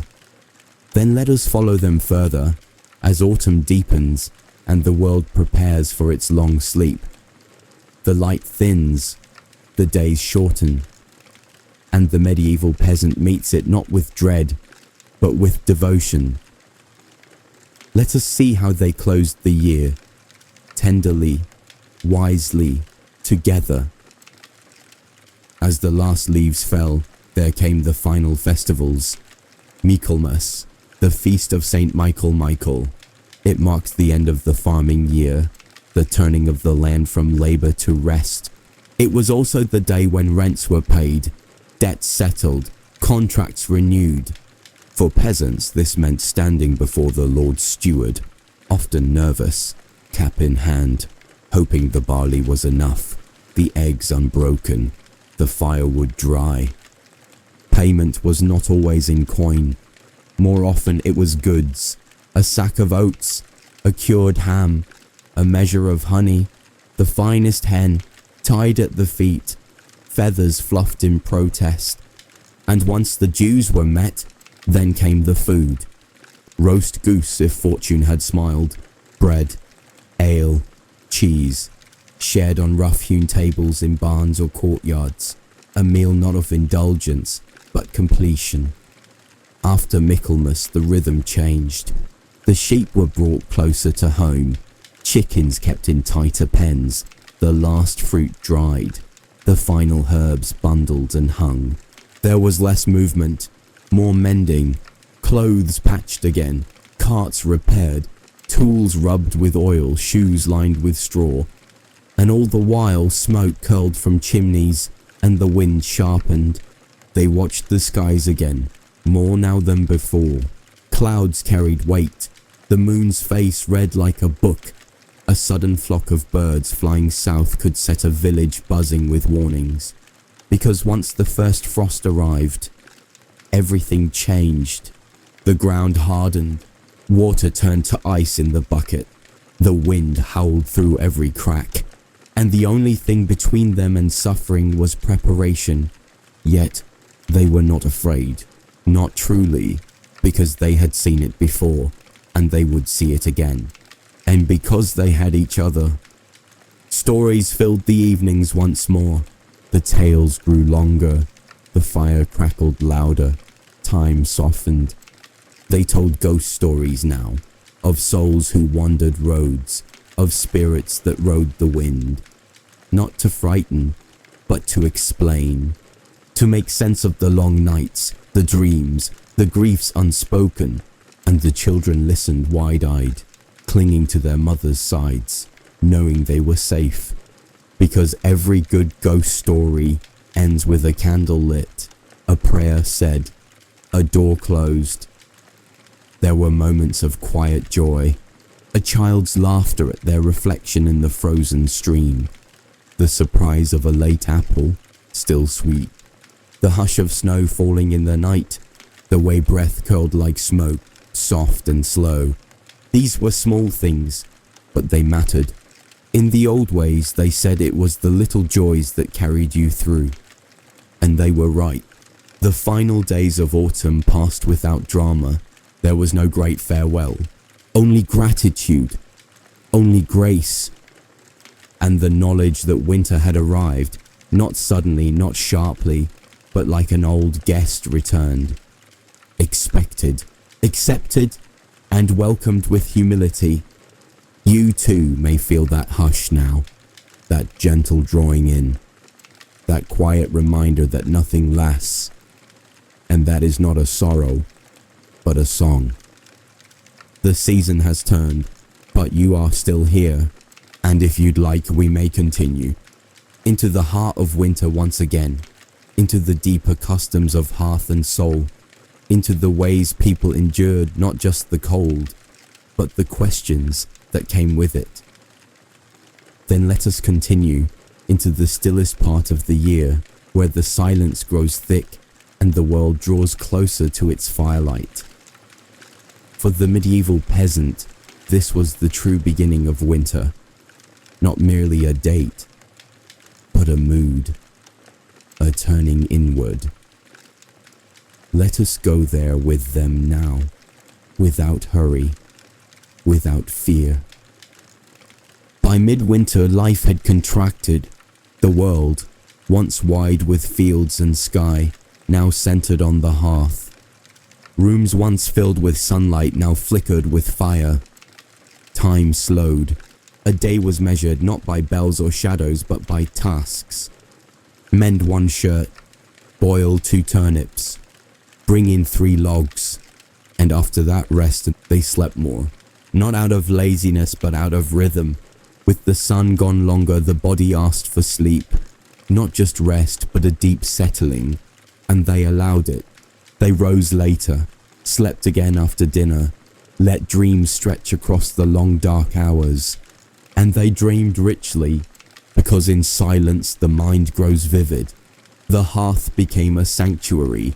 It was no longer simply where food was made, it was where everything happened. Meals, yes, but also stories, songs, prayers.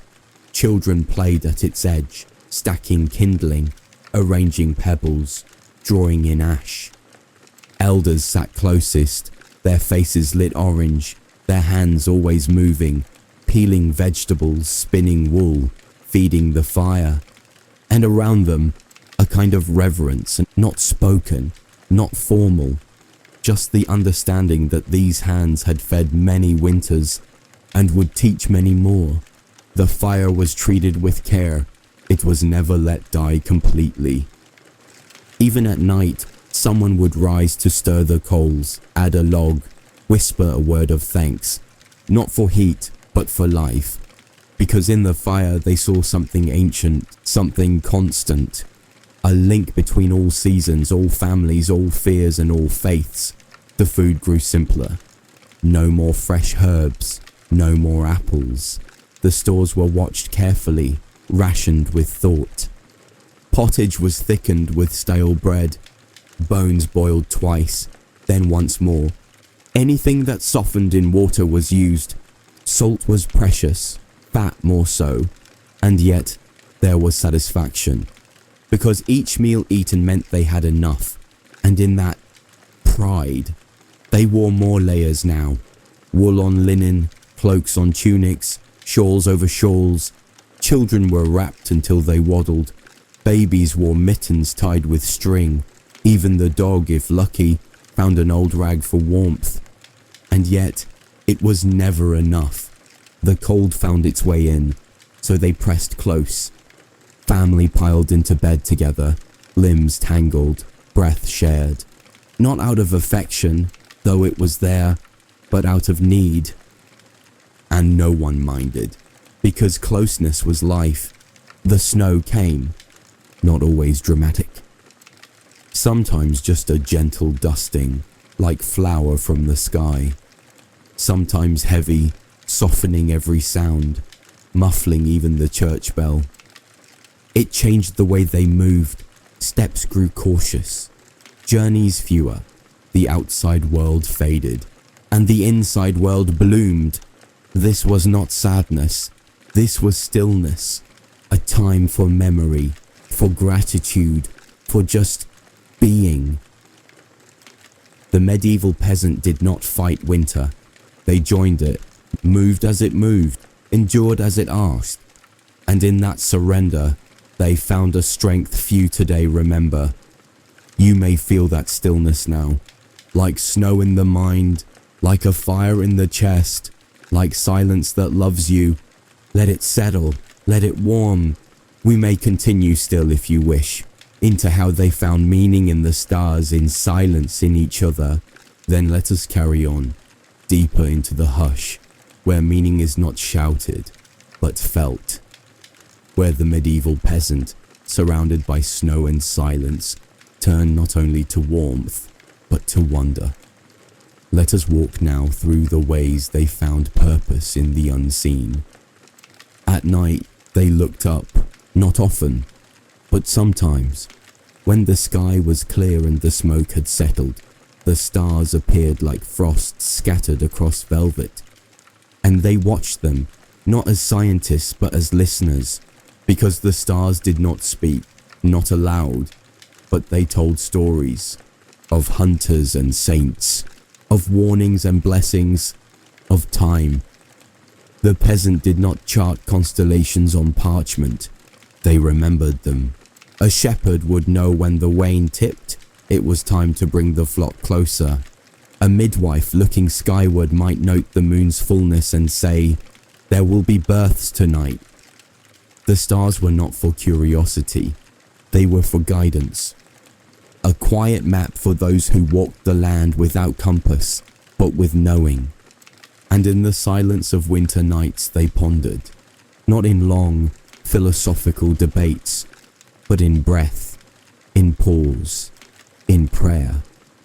They wondered why the seasons turned, why the crops failed some years, why children grew sick. They did not expect answers, but they asked, and in that asking found peace, because to question was human, and to accept, divine. They honored saints, spoke their names aloud, lit candles near their icons, sometimes painted, sometimes carved, sometimes nothing more than a crude circle of stones and a whispered word. Saint Bridget for warmth, Saint Cuthbert for protection, Saint Julian for travelers far from home. Each family had their favorite, each story had its power, and belief, whether in miracle or memory, gave meaning. They listened for omens, the call of a night bird, the cracking of ice, the way a candle flickered for no reason. Was it foolishness? Number. It was attention, a kind of mindfulness born not of luxury, but of need. Because when life is fragile, everything matters. And when everything matters, the world becomes sacred. They spoke to one another more. In winter, words mattered. Not many, but enough. Here's a bit of bread. Let me carry that. I'm glad you're home. And sometimes, nothing more than a look, a nod, a shared silence. These were not grand expressions, but they were love. In its truest, simplest form, they remembered their dead, not with cemeteries and tombstones, but in stories. Your grandfather planted that tree. Your sister laughed just like that. Your mother used to make stew this way. The dead were not gone. They were here, in habits, in songs, in the shape of a nose, in the sound of a footstep, in the pause before saying grace. And in winter, memory felt closer, as if the past sat beside you, wrapped in its own cloak, quiet, kind, and so winter became more than cold.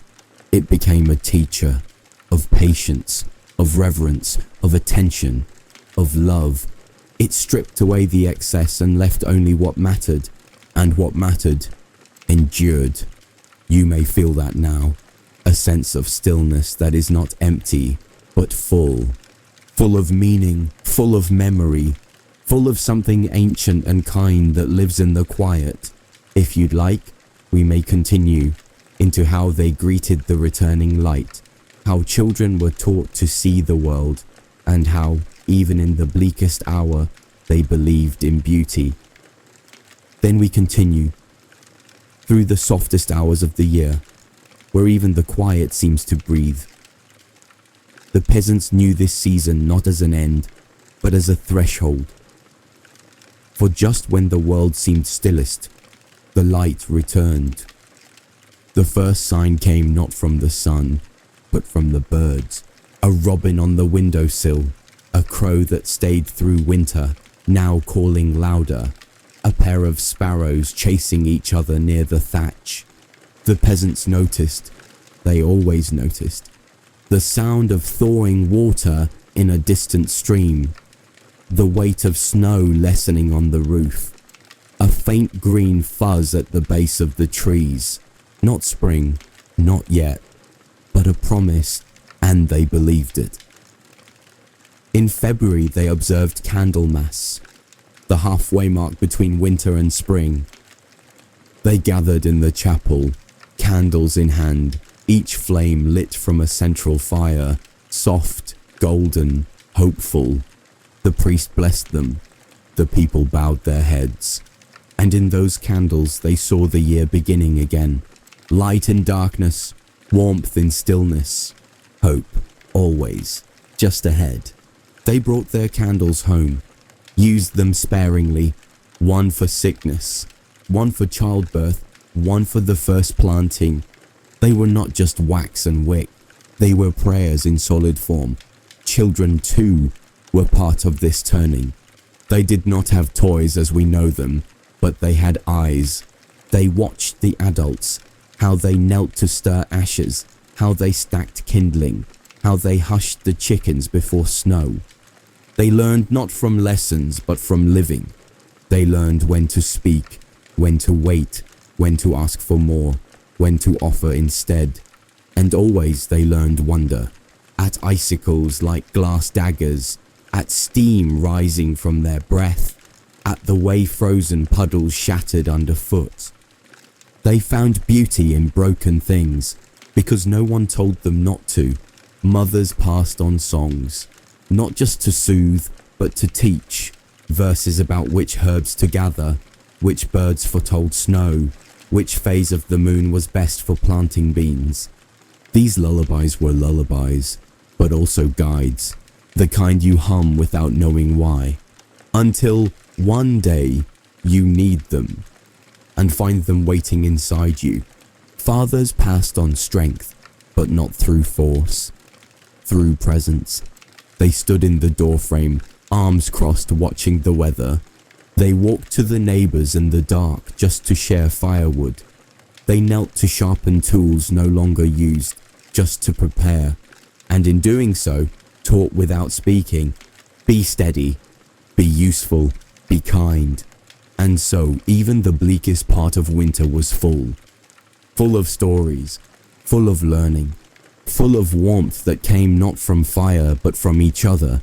They did not live easy lives, but they lived honestly, and in that honesty found joy. Perhaps you feel that joy now, not loud, not bright, but slow, gentle, like hands folded together in quiet thanks. We may continue, if you wish, into the earliest signs of spring, the sacred return to soil, the way life crept back in beneath the frost. Then onward we go, toward the soft awakening of the world. Winter loosens its grip, not with thunder, but with grace, and the medieval peasant, who has waited patiently by the fire, now stirs. The season of earth is returning. Let us walk into it, step by step, together. Spring did not arrive in a moment.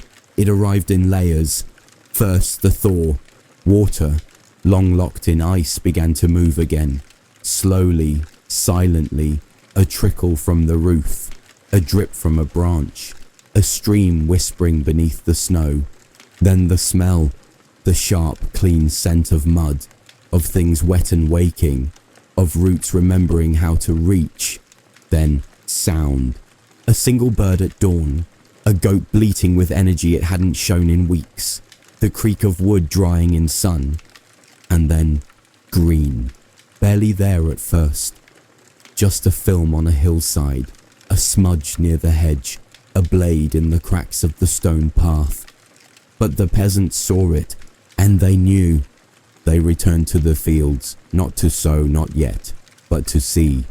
They walked the borders, noting the damage. They knelt and touched the earth, still cold, still hard, but not asleep anymore. And in that, hope. Tools were brought out one by one, handles checked, blades sharpened, ropes mended, carts oiled, everything done slowly, methodically, because they understood to prepare well was to plant well was to survive. The animals sensed it too. Chickens laid more regularly. Cows stood longer at pasture. The dog barked at things unseen, squirrels waking perhaps, spirits moving through warming woods. Children helped where they could. They fetched water without complaint, swept yards now soft with thaw, pointed to every flower that dared bloom early, shouting its name or inventing one on the spot. The chapel spoke of Lent, a time of sacrifice, of reflection. But for the peasants it was not so different from every other season. They were always giving something up. Still, they honored it. A simpler meal, an extra prayer, a pause before laughter. They did not need to be reminded to live with less, but they welcomed the reminder to live with grace. There was excitement, not loud, not childlike, but deep, in the way the mother stirred a pot more slowly, letting herself dream of herbs fresh from the earth. In the way the father stood outside longer, staring at the sky as if watching for the first swallow. In the way the grandmother hummed while patching shirts, a tune that hadn't come to her in months. And there was cleaning, not just of the home, but of the heart. Old grudges forgotten, small debts forgiven, quarrels let go. Because spring was a beginning, and beginnings deserve lightness. You may feel that lightness now, even if the snow still sits on your windowsill. Somewhere within, the thaw has started. Let it move through you. Let it soften the ground of your thoughts. If you'd like, we may continue into the planting, the first labor, and how hope, when placed in soil, becomes something that feeds the world. Then we go forward into the open fields, into the first real labor of the year. The medieval peasant meets spring, not with celebration alone, but with action, because now begins the season of sowing, a time of sweat, of risk, and of unshakable hope. The soil had to be turned, not by machines, not quickly, by hand, by blade, by ox. The plough was brought from its resting place, checked for rust, its share sharpened on a whetstone. The ox, slow, strong, patient, was yoked, and the first furrow cut. And as that earth turned, cold and rich and dark, something inside the peasant turned too. This was the moment the whole year pointed toward, the placing of seed, the chance taken, the prayer made, the rhythm returned. Step, lift, scatter, step, lift, scatter. Wheat, barley, beans, rye, carried in sacks across the chest, fingers numb in the morning, stained by evening. The wind caught seed now and then, swirling it into the air. They didn't chase it. They smiled, a gift to the birds or to the saints. Children helped in small ways, dropping peas into shallow holes, shouting at crows who gathered too boldly, fetching water from the stream, now swollen and laughing with thaw. They learned not by being told, but by doing, by watching their elders bend over the land with patience, not power, and in that posture, learning humility. There were pauses, not for rest, but for noticing. The way the sun felt on the back for the first time in months, the scent of crushed grass underfoot, the noise of insects returning, tiny buzzes like blessings. These were small joys, but real, and in a world so often ruled by hardship, joy was not ignored. It was honored. They did not plant carelessly. There was science in the old ways, crops rotated by memory, barley where wheat once grew, beans after oats, garlic near cabbage. Each decision rooted in decades, centuries of practice. Not theory, survival. Because one failed season might be endured. 2 meant hunger. 3 meant loss. Still, they trusted. In the seed, in the sun, in each other. Neighbors helped neighbors. One man lent his ox to another. A woman shared her last sack of rye so her cousin could plant. Not charity, wisdom, because no one survives alone. And in the evenings, they gathered again. around small fires, with sore arms and dirty feet, and they spoke of what they'd planted, not just in the ground, but in their hearts. Plans, dreams, forgiveness, faith, seeds of many kinds. Waiting, perhaps you too are planting now. A thought, a hope, a decision to begin again. Let it settle, let it rest, let it grow, and if you wish, we can continue. Into the first rains, the threats of pest and storm, and the fierce, quiet determination of those who protect what they've sown. Then let us move forward, into the wet, waiting days of early growth. The seeds are buried, the soil is split, but nothing yet is certain. The medieval peasant knew this well. The hardest part was not the planting, it was the waiting. The rains came, sometimes gently, a steady mist that softened the fields and settled the dust. Other times, fierce, slamming against the thatch, pooling in paths, turning every road to mud. And with each drop, a question. Will the seed take? Will the roots hold? Will the field feed us or fail us? The peasants did not pray for abundance. They prayed for enough. Enough sun to coax the shoots upward. Enough rain to keep them green. Enough time between storm and frost for the stalks to reach their full height. They did not ask for miracles, only mercy. And so they waited, not idly, never idly. Fences were checked, hens counted, tools repaired, clay pots mended. Children gathered herbs, nettle, sorrel, wild garlic, the first green things they'd tasted in months, bitterness on the tongue, but medicine in the blood. The peasants watched the fields daily, not with hope alone, but with fear.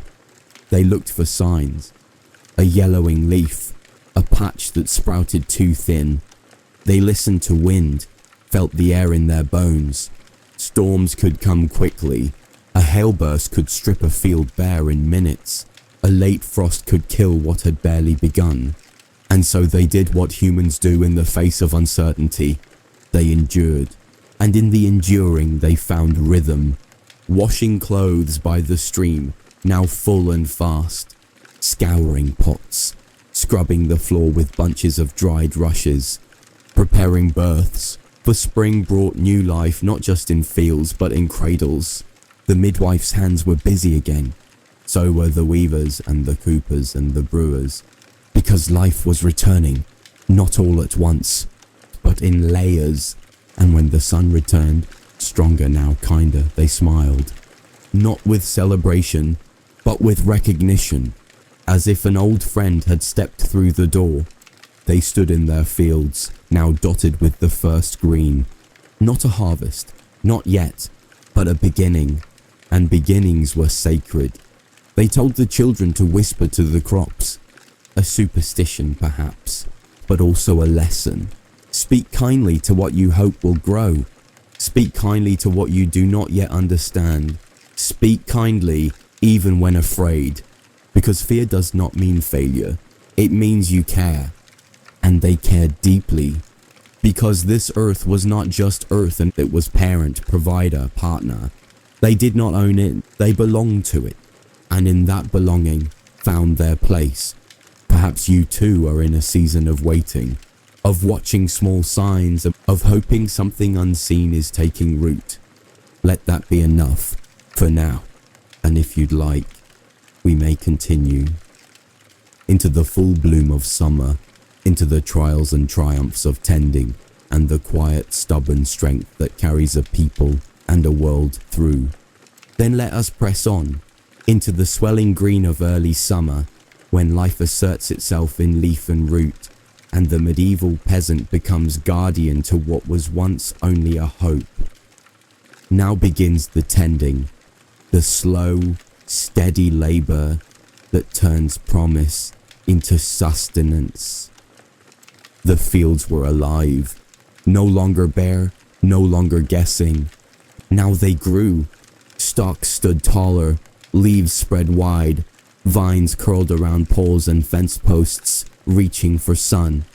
The earth smelled different, sweet, humid, rich with rot and renewal, and the peasants moved among it carefully, not as owners, as caretakers. They weeded, on hands and knees, pulling what did not belong, dock, thistle, couch grass, each with its own root, its own stubborn grip. Children helped, their small fingers perfect for plucking, and while they worked, stories were told of weeds that whispered at night, of crops that refused to grow if watched too closely, of earth that remembered every kindness. They watched for pests, aphids on bean leaves, slugs near the cabbage, a rabbit's paw print in the morning dew. They did not rage. They responded. Ash scattered, nets tightened, scarecrows remade with bright rags and tin scraps. They did not hate the creatures, but they defended what they'd sown, because this was their food, their future, their faith made visible. And still, they waited, because the work was not just in doing. It was in trusting that the roots were strong, that the rains would return, that the grain would fill. They had seen failure. It did not surprise them, but they did not stop planting, because survival was not certainty. It was belief plus effort plus time. They spoke less now. The days were longer, hotter, busier. Words were saved for the evening, but gestures grew clearer. A nod across the field, a pail of water left at the doorstep, a loaf of bread, still warm, wrapped in cloth and passed in silence. Kindness did not need to be announced. It was lived. And on the days when the work pressed too heavily, they paused, stood still in the shade of a tree, watched the wind move through the grain, felt sweat on their neck and smiled, because even exhaustion, when chosen, carries meaning. And theirs was a life of chosen labor, of purpose. The older ones gave advice, but only when asked. They sat near the edge of the garden, one eye on the weather, one hand steadying their cane.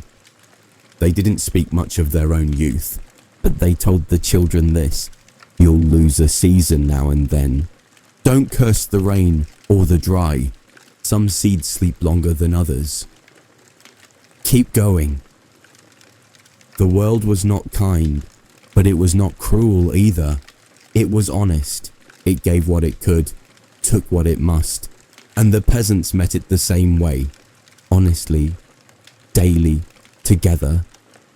You too may feel that steadiness now, the quiet strength that comes not from knowing all will be well, but from showing up anyway. That is enough. And if you'd like, we may continue. Into the ripening of summer, the first signs of harvest, the sacred balance between toil and rest. Then let us continue into the warm curve of summer's height, where what was once hidden beneath the earth now rises, golden and sure. The medieval peasant knew this time well. It was not rest, it was readiness, the breath before the yield. The fields began to shimmer, not just green now, but touched with gold.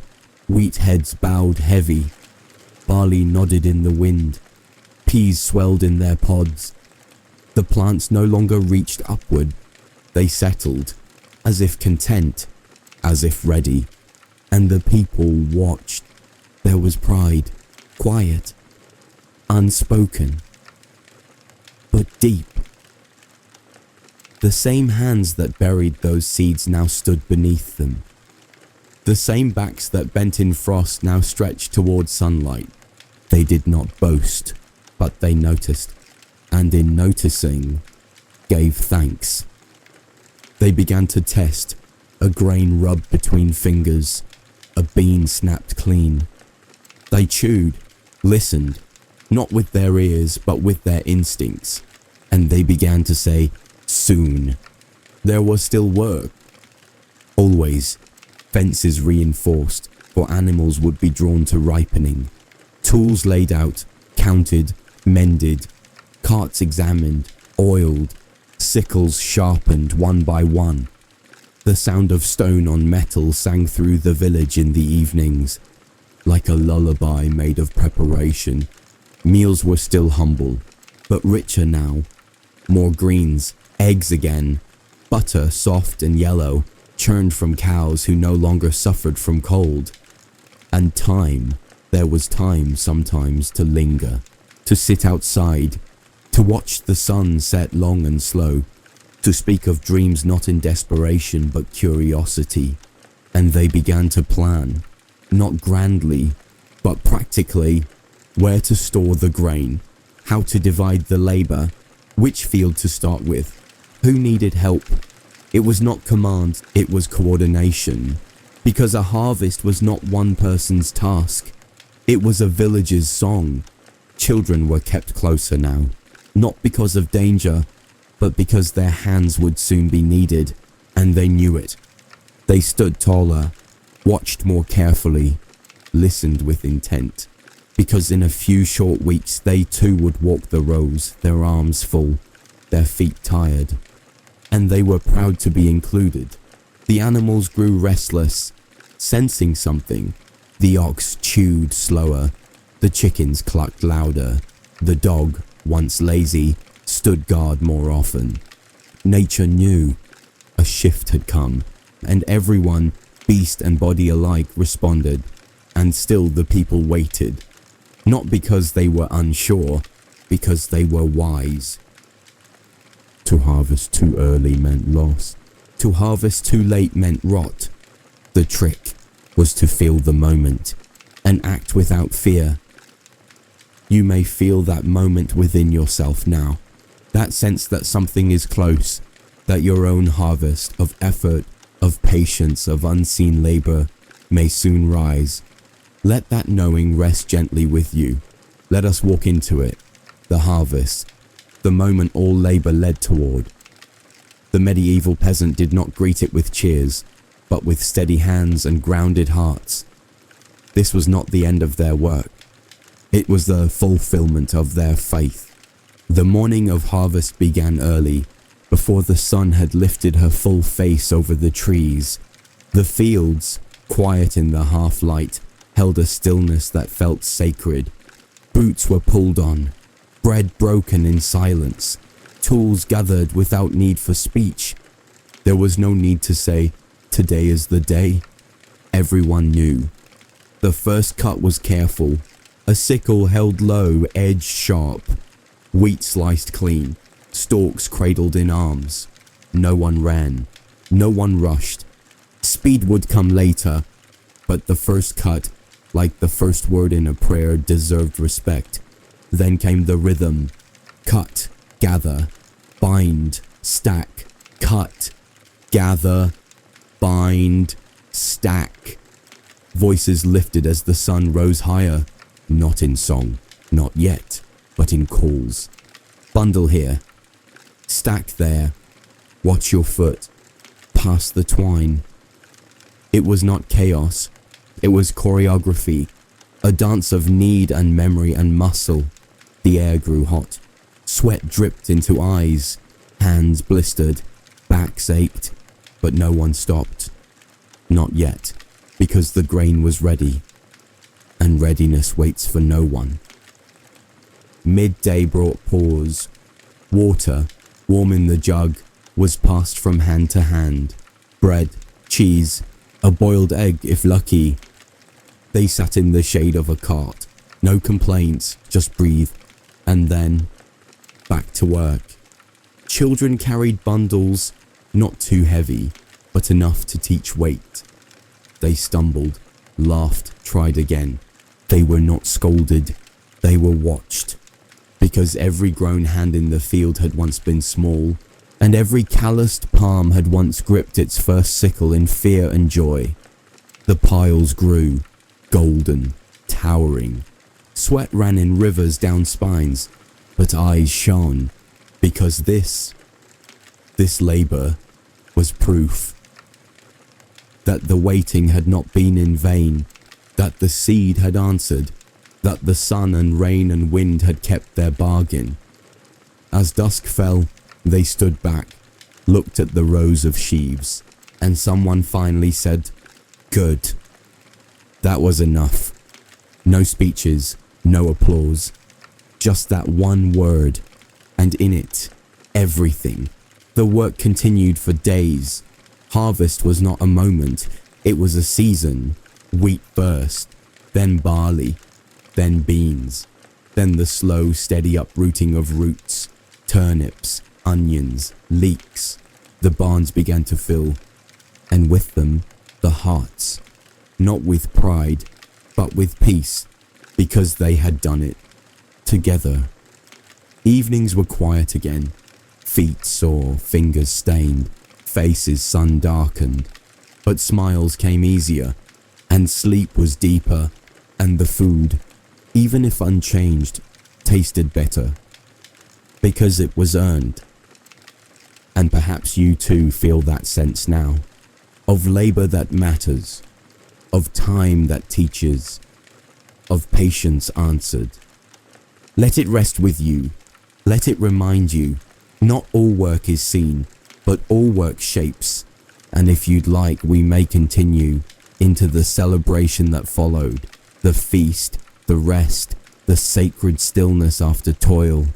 Then let us move into the quiet joy that follows the work, into the celebration not of wealth, but of enough.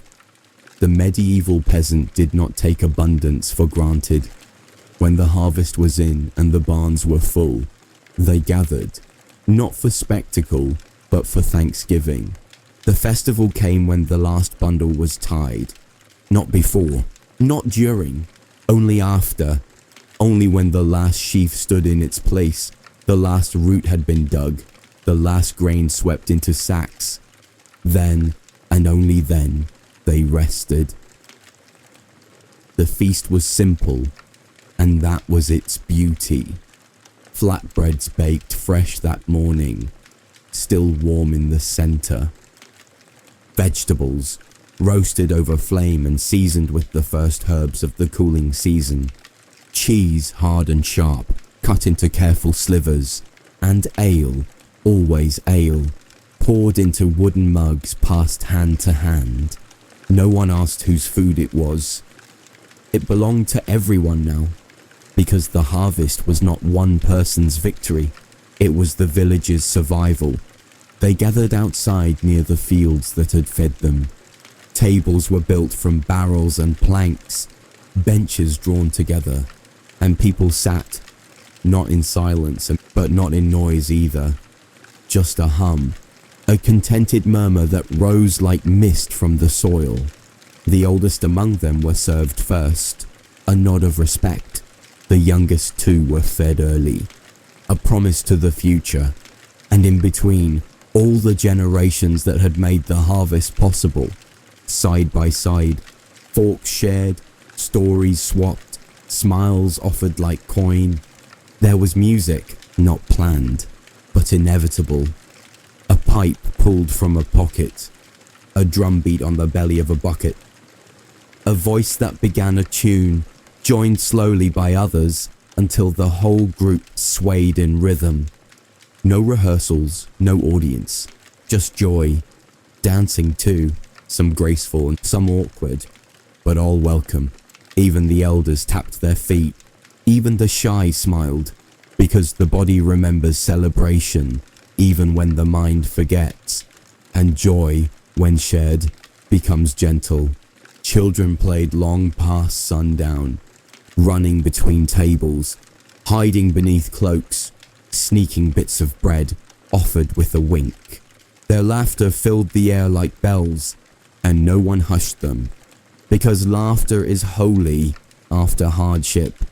There were blessings, spoken softly, a toast raised to the soil, a candle lit for those no longer at the table, a hand placed over another in gratitude, not for perfection, but for presence. And when the stars rose, they sat quietly again, wrapped in shawls, leaning close, breathing slow. And in that moment, Beneath sky and shadow, they knew they had done enough. They were enough, and that was everything. You too may feel that stillness now, the peace that follows effort, the rest that follows giving, the beauty that arrives not loudly but like a friend, unexpected and kind. Let it settle in your chest, let it warm your breath, and if you wish, we may continue. Into the final turning of the year, the gathering winds, the return of frost, and how the cycle begins again. Then let us continue into the final arc of the year, where warmth begins to retreat and the fields, once full of labor, grow silent once more. The medieval peasant knew this season well. It was not loss, it was preparation. For even endings are part of the great turning. The days grew shorter, not suddenly, but steadily. Like a candle burning low, the light faded earlier, and the morning waited longer to arrive. The shadows in the corners of the cottage stretched further, and the wind changed its voice. It no longer whispered, it warned. They returned to the fields, not to plant, not to harvest, but to listen, to walk along the fences, to check the ground, to note what had grown and what had not. Each field became a memory, and in that memory, a teacher. This patch needs rest. Too much water here. Next year, oats instead.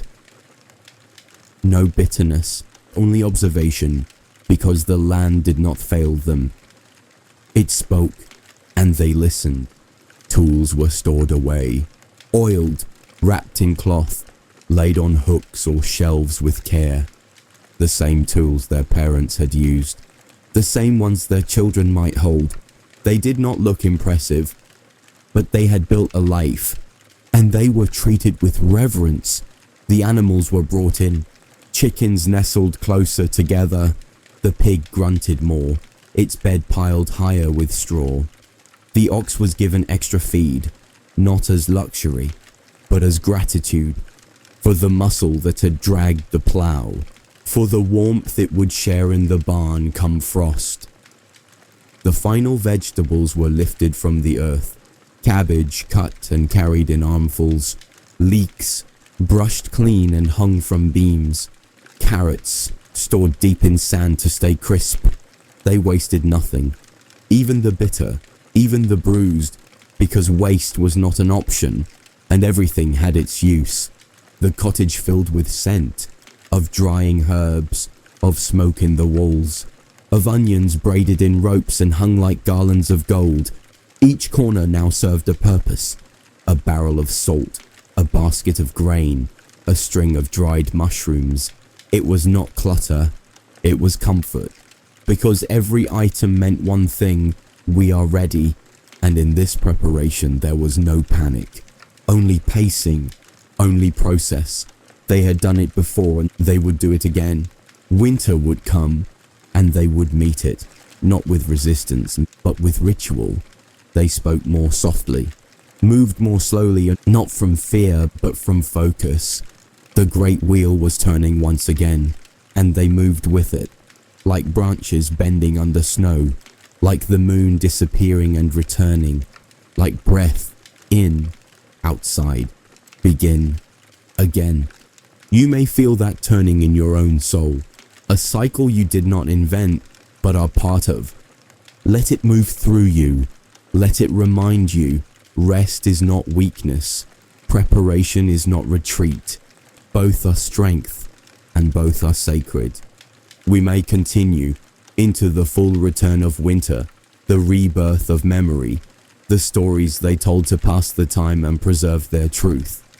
Then we go on into the embrace of winter, not as fearsome thing, but as familiar presence. For the medieval peasant, this was not a season of ending.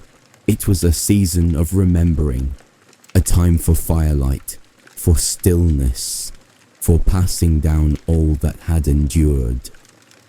Snow returned, quietly, not always in storms, often in silence. A dusting at first, then deeper. Paths were lost.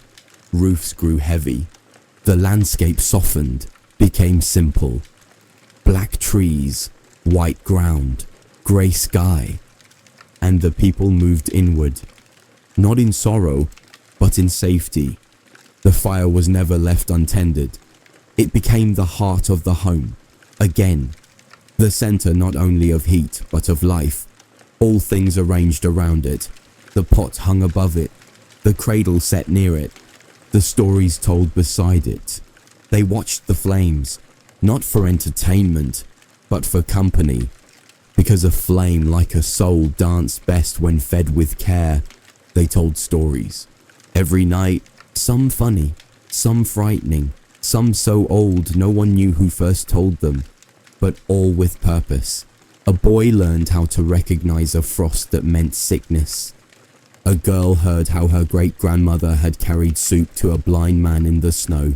A mother whispered a tale of a saint who warmed an entire village with one log and a prayer. The stories were not forgotten, because they were retold, and with the stories came songs, slow ones, long ones, sung without hurry, each verse unfolding like snowfall, gentle, steady, complete. They sang while spinning wool, while stirring stew, while rocking children, their voices low and warm, like wool on the air.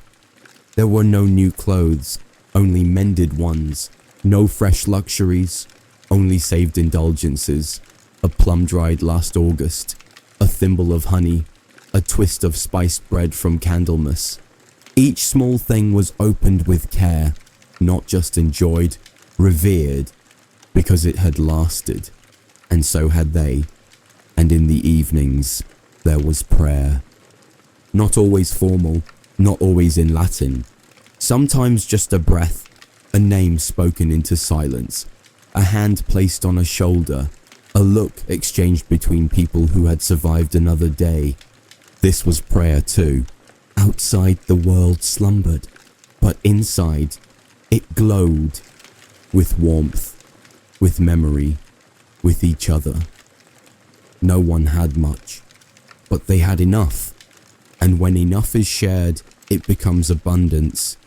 Perhaps you feel that now, not the chill of winter, but the peace of it, the gift of stillness, the holiness of quiet things done with love.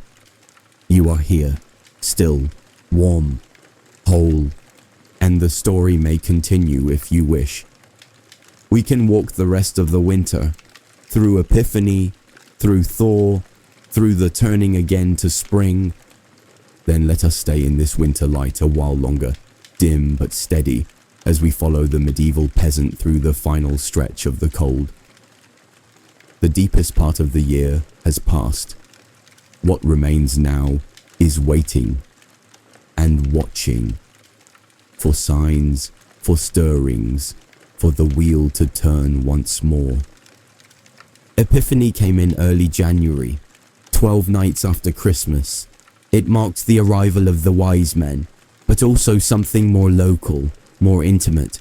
It was the closing of the festive days and the beginning of another round of ordinary time.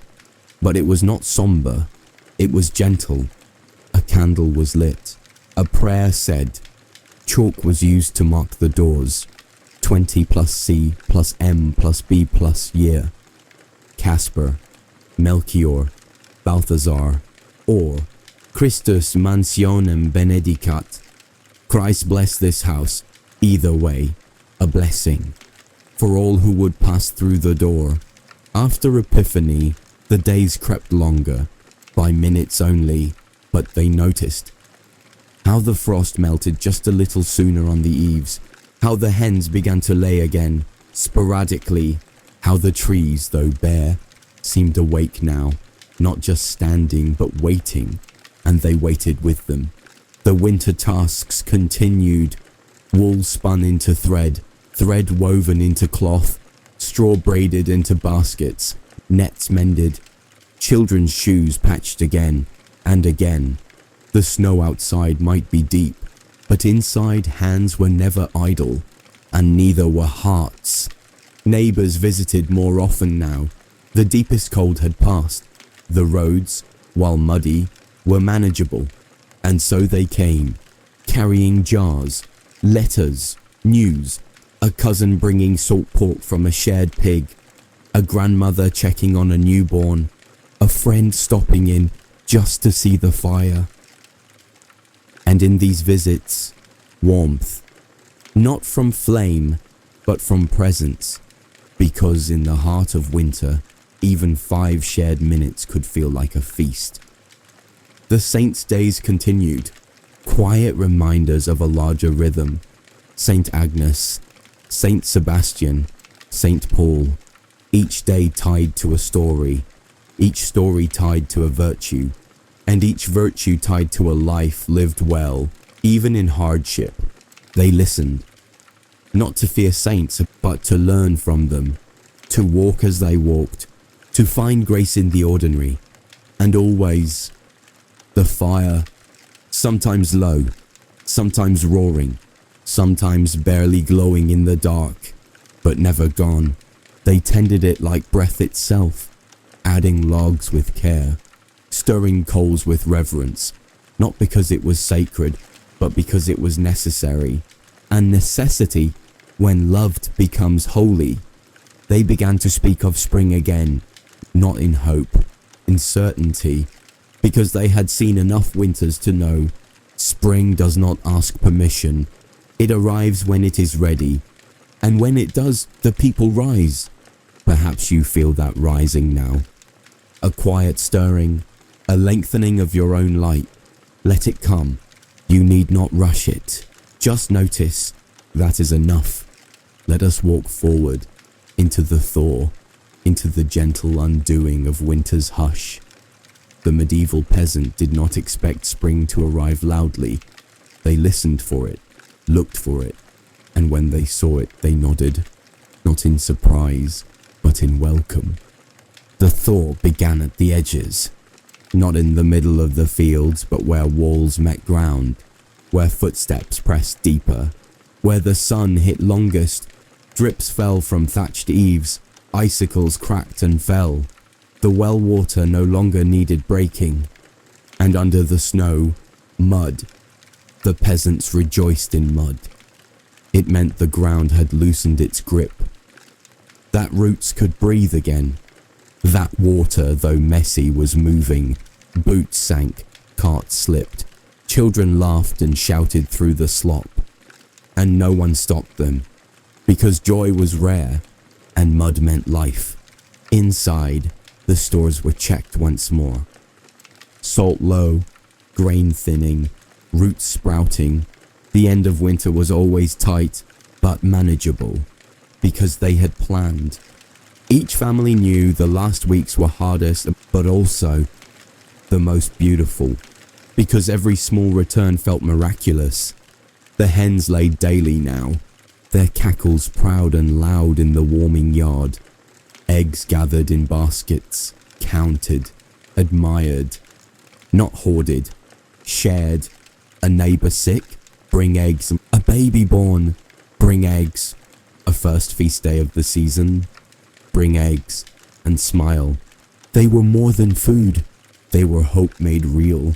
The fields were not ready, not yet, still wet, still soft, but they were walking them again, measuring, tasting the air, speaking aloud the plans made in snow. This year, cabbage here. Beans will do better on the north line. We'll try turnips earlier. They were not guesses, they were promises. Tools were brought back out, not to use, to prepare. Handles tested, edges rubbed with oil, ropes uncoiled and laid flat in the sun. Children were shown again how to tie knots, how to lift properly, how to tell a good stone from a poor one. These were lessons not from books, but from life, and life was the only teacher they truly trusted. And then came the green, first moss, then wild garlic, then the faint shimmer on tree limbs, buds so small you'd miss them if you blinked. But they did not blink. They watched, and they nodded. And they said, yes. Perhaps you feel that yes now. A quiet ascent, a turning of your own internal earth. You do not have to be ready. You only have to begin.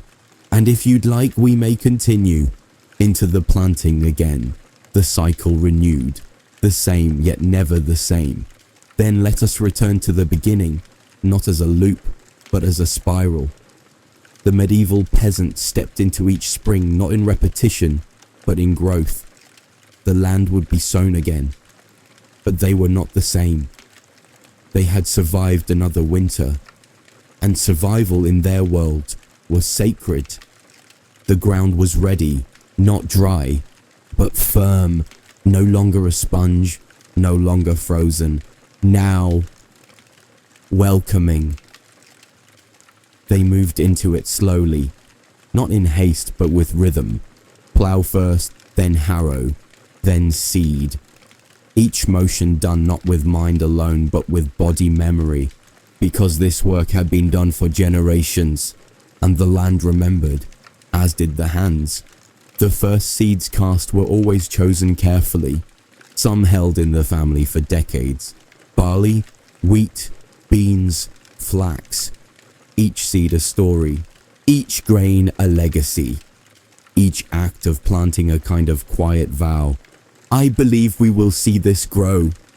They prayed, not always aloud, but always within. A touch to the earth, a glance to the sky, a whispered name of a saint.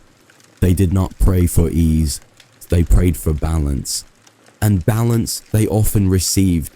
The fields filled, again, different than before, but filled, paths marked by boots. Crows watched from fences, children ran, but only between rows. They knew the rule. Not there, that's growing. And they respected it, because even the youngest had felt hunger, and they knew what was at stake. The tools sang, metal on wood, stone on blade, footsteps through tilled rows. Even the silence was full of birds, of bees, of breeze. They did not miss the cold, but they did not curse it either, because the cold had taught them value of warmth, of company, of the first green shoot. The elderly watched again, their hands idle now, but their eyes sharp, and when asked they gave wisdom. Water at dusk. Don't plant too deep. Let the scarecrow wear red, it frightens better. And each word was held like a seed of its own. Evenings brought peace, the kind that comes from honest work. Dinner tasted better, sleep came faster, laughter returned, not loudly but freely, and dreams grew longer, because with each season survived, they allowed themselves to dream a little more. And thus, the year turned again. Winter remembered, spring reborn, hands ready, hearts open, and you, listener, who've walked this long path with them. You carry their rhythm now, the hush of snow, the crack of frost, the stir of thaw, the dance of seed. This was not just a story, it was a cycle, a breath you shared. And you may carry it still, whenever the world grows too fast, too loud, too heavy. Remember the peasants who did not hurry, who did not waste, who endured, and in enduring, lived. You are warm now, still now, and the fire has not gone out. Sleep well, you have walked far, and spring will come again. Thank you for watching. Have a good night.